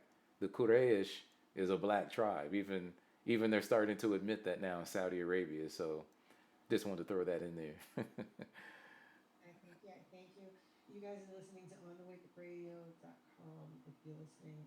We're on YouTube right now, but Oh, um, okay, I didn't know there's that. a thing where you can't curse on YouTube or they're not going to monetize you. Let me tell you something. When I made the people and hours, you know what they told me? What? We are finally castrating you. We don't like what you're saying. It's hate speech, talking too much. And so I just took all my stuff off and I put like, I keep, this is probably 21 on here now, 21 items on the YouTube. Yeah, And I yeah, can't yeah, just put it on YouTube. yeah. You know? Yeah, I'm yeah, that black person that goes, oh, they don't want to sit you here. My grandmother can cook. We there. yeah, yeah, yeah. Yeah, don't let them control you. I mean, take control of your voice and your platform. Absolutely, that's what everybody should be doing. You know what I mean? Yeah. That's the truth. That's the truth. Thank you so much. We're gonna do a part two. I appreciate you. Any last words before we're out? Uh, free Dr. York. Free Mumia Abdul Jamal. Free Matulu Shakur. Rest in peace, Tupac. Rest in peace, Afeni Shakur. Peace to the Black Panther Party and all anything. And the baby cubs. I think they call them the Panther Cubs because they're also being hunted by the CIA and the FBI. And those are the children of like Fred Hampton, Bobby Hemmett. Uh, what's the other brother's name? I forgot. But anyway, those are the children. Peace to them, man. Let God protect them and give them wisdom, and then that's it. Appreciate you so much. Later, guys. Love y'all. Wadu. Why do? Okay, thank you. Good, good, good. Oh, thank you. We gotta do a part two because I do want to do, but you were like spitting some amazing stuff and